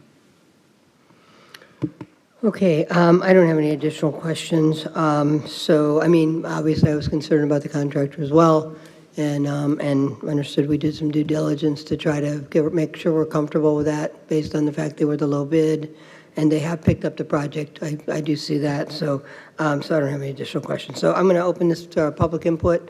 Does anyone in the audience wish to come forward and speak on this issue? Okay, we do have somebody. Here we go. Name and address for the record. Nan Bennett, 1990 Saddle Hill Road North, Dunedin. I'm sorry, some things I can't keep quiet about. The next lowest bid is $300,000 more, and you have a limited time in your contract that these bids are valid for. I think it's 60 days typically. So that's what you're talking about with delaying. City Manager? What's that? The current bid will expire if we don't award. Right, right. I think we talked about that. It's right at the 60s. Yeah. It's close to the, okay. Yeah, we are coming up to the last day probably to award this bid. We need to get to a meeting, I should say. Okay. Well, I'm not going against you because you were my provider of cough drops tonight, Clay, so, no, okay, got it. Okay, anyone else in the audience wish to come forward and speak on this issue? Okay, seeing no one, I'm going to close the public input and ask for a motion. So moved. Second. Okay. Okay, commission comments, starting with maker of the motion, Commissioner Sandbergen. About 1 week after I was elected, a longtime resident here said, don't ever be on the wrong side of a vote that involves wastewater. So I'm supportive of this. Okay, second to the motion, Commissioner Dugard. I couldn't agree more. I am in the sport. Thank you. Okay, Commissioner Gao. I certainly concur with all that. Yeah, it's part of our critical infrastructure. But because of that, it's also important that it be done right and on time. And we need serious people doing serious work. So those are my comments. No, I couldn't agree more. I mean, I think I had big concerns, but I feel better, and we're just going to have to keep an eye on it. And you're right, we need serious people doing serious work. This is a very important project. So, okay, all in favor? Aye. Aye. Aye. Any Nay. opposed? Any opposed? No? Okay, 3-1. Okay. Okay, the proposed agenda of August 6, 2026. We'll take a look at that right now. Is there any additions? Yes, Michelle? ma'am. We have an action item, letter of agreement between the City of Dunedin and 968 Douglas Avenue LLC and Euro American Investments of Pinellas LLC, outlining the terms and conditions associated with the delivery and construction activities for the Main Street Exchange and Douglas Avenue Parking Garage Project. And that is my only change or addition. Okay. Okay, anybody else see anything on there that, so if there's no other additions or deletions, I need a motion. So moved. Second. Okay, all in favor? Aye. Okay, aye, and no nays? No, I just wanted to say, though, I will be absent from that meeting to attend a family wedding. Okay. So we'll delegate a bunch of stuff to you. You didn't bring us back some cake. Okay, all in favor of the August 6th meeting agenda? Aye. Any opposed? Motion passes unanimously, 4-0. Okay, we are going to go to the proposed August 4th, 2026 budget workshop agenda, which we don't actually approve, as Right. you recall. We just, see, I can learn, can be taught. But it is to let us know. I did have one question on this. How about the benefits? There have been two additions, Right. Mayor. Oh, what are they? There are Okay. two items, health fund update and fiscal year 2027 health benefits package and premiums. Also, City Commission fiscal year 2027 civic partners and aid to social cultural nonprofit organizations. Yes, aid to org, and we also added this afternoon contingency plan. So this, because this agenda came out early before I was able to discuss it and before, the last workshop. So, or we had updated it Yeah, that's before the last workshop. So we have those three items, and there may be more, Mayor, but we'll get it out to you in plenty of time. That's the legislative assignments that we were going to move, right? Actually, no, that's a little bit later in this agenda. Oh, I thought But we were it's gonna- not to I thought this, we were to gonna this move that. workshop. Okay. Yeah, we didn't move it then, because you'd actually asked me for a report about when you last voted on those. And then we're going to Right. move the legislative assignments, obviously not tonight, we'll move them, Somewhere, yeah. because we have time. Because you start in October, right? Okay, gotcha, okay, got it. Okay, okay, well, that's just informational, so we'll move on. City Commission discussion and comments. I will start with, well, let me ask, so the 2026 Legislative Policy Committee selections, we're going to move. We're not Yes. going to talk about this here. Yes, and then we were going to move it to the 6th, but if Commissioner Sam Bergen's not going to be there, I'm sure he'd like to be in on that discussion, so we'll move it to September. Yeah, I mean, the That's first okay. thing is what we were on before, and okay, we'll just move it forward. Okay. Okay, so commission comments, I'll start with Commissioner Gao. Got nothing right now, so I'm good. Thank you. Nothing? Okay, and Commissioner DeGard. I had about 8 comments. Going to cut it down to 1. We were able to visit one of the most important franchises to this little burg we call Dunedin this last week, and it was an exciting time visiting with the Toronto Blue Jays in Toronto. I don't think it is possible to calculate the benefits of what that relationship is. They value it, we value it, and it was in full display in Toronto this last week. That's all I have, Mayor. Thank you. Okay, Commissioner Sandbergen. I sort of want to echo what Commissioner Dugard said. And I said it up there, it's much more like a family. And I need to remember that it's, I sit and talk to them and joke with them like friends, but I realize, as I said, they're our largest trade partner. And I think you guys caught what I said, how that Winnipeg Sun said, Dunedin, congratulations, the Toronto Blue Jays have made you an oasis during these economic turn and all of the turmoil in the world. And I said, well, that's $70 million and those hundreds of jobs. It's a hell of an oasis. So that was That's good partnership, and I really appreciate everybody, including, Commissioner, Vice Mayor Walker, Jen, and Jorge. It was a great representation, and we got everything accomplished we needed. And if I could piggyback on that, Mayor, sorry about that. Yeah, go ahead, sorry. Are you sure? No, it's just I have it written as big as life here that we have to remember, since there's been some unfortunate disconnection here, Vice Mayor could not get on by Zoom. The connection just continued not to work. And I know he's not happy about that because he wanted to be here, and I know he's been watching, but he just couldn't get through to give his points of view. So I just want to, everybody, place setter, after we give our comments, we need to basically vote on his excused absence. So I apologize. Go ahead. No, that's fine. No, two things. One, can somebody remind me of the economic impact of the Toronto Blue Jays to Dunedin? $200 million in the 2025 study for the year, countywide impact. That's incredible. And thank you for that. And Steve, you mentioned our largest, but I just wanted to put a number to that so the residents understood the value of that relationship, that partnership.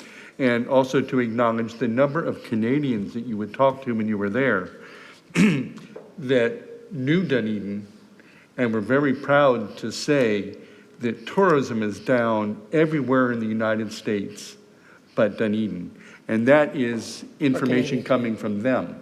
So I think that is really, really impressive, that strangers that you don't really even know and they have no desire to lie to you, so they're just telling you what they know up there. So that's nice. It's a wonderful relationship. So thank you, Mayor. Were you good? Were you done? I was done. Okay, good. I thought you were. I'll piggyback on that too. The Toronto trip was amazing. They are amazing partners. They do a lot for the city, not just by being here, but and the economic impact to businesses, et cetera. But they also sponsor a lot of things and do a lot of things for our kids in this community. So it's really important. Yeah. Shelby's a coach for Little League, and a group of them went to Cooperstown, and so it's a really great relationship. But I think my favorite part of that Toronto trip each year is it's a chamber trip first and foremost, and so the businesses go, and it's just great. And some new businesses went this year, and it really meant a lot to them, and it sealed again that great partnership even between the businesses and the Blue Jays, and just that interaction and the importance of the economic impact to our restaurants, to our shops, to just everything. So so I'm glad you remembered to bring that up. Thank you, Commissioner Gard. I did want to say I love the song about Dunedin. Who is it that did that? It's a guy I know. I guess I would consider him to be Did he actually write that, right? Yes. It was awesome. Somebody brought up maybe the night after, like the first swearing in of our new commissioner, if I could get permission from him, something, of course, Jennifer. But, did you get a chance to listen to it, Jennifer? Yeah. I mean, it's really, he really pointed out a lot of things, and he kind of hinted he's going to write one about the commission.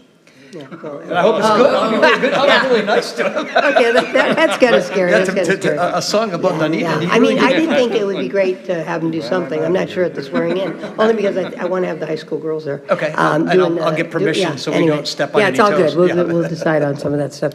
Okay, and then, lastly, I was just going to mention that the city manager and I both did the morning Rotary and we did the afternoon Rotary yesterday on the property tax reform bill that's going to the ballot in November, and I think they went very well.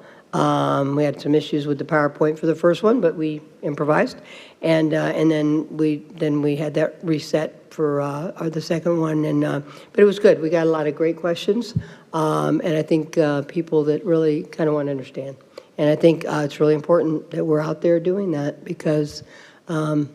Education. So it's really important to our community and what we want it to look like. Okay, so before we go to city clerk update, because unfortunately it didn't work with the internet connection, if I could have a motion to excuse Vice Mayor Walker. So moved. Second. All in favor? Aye. Okay, motion passed unanimously, and Vice Mayor, if you're still watching, we're sorry for that you weren't able to connect, but as always, we miss you here. So, okay, city clerk update. Nothing new to report, Mayor. City manager update. Nothing new. And city attorney update. Nothing new. Wow, you guys are easy. Okay, this meeting is adjourned. Oh, I lost the over-under. Yeah, so did I.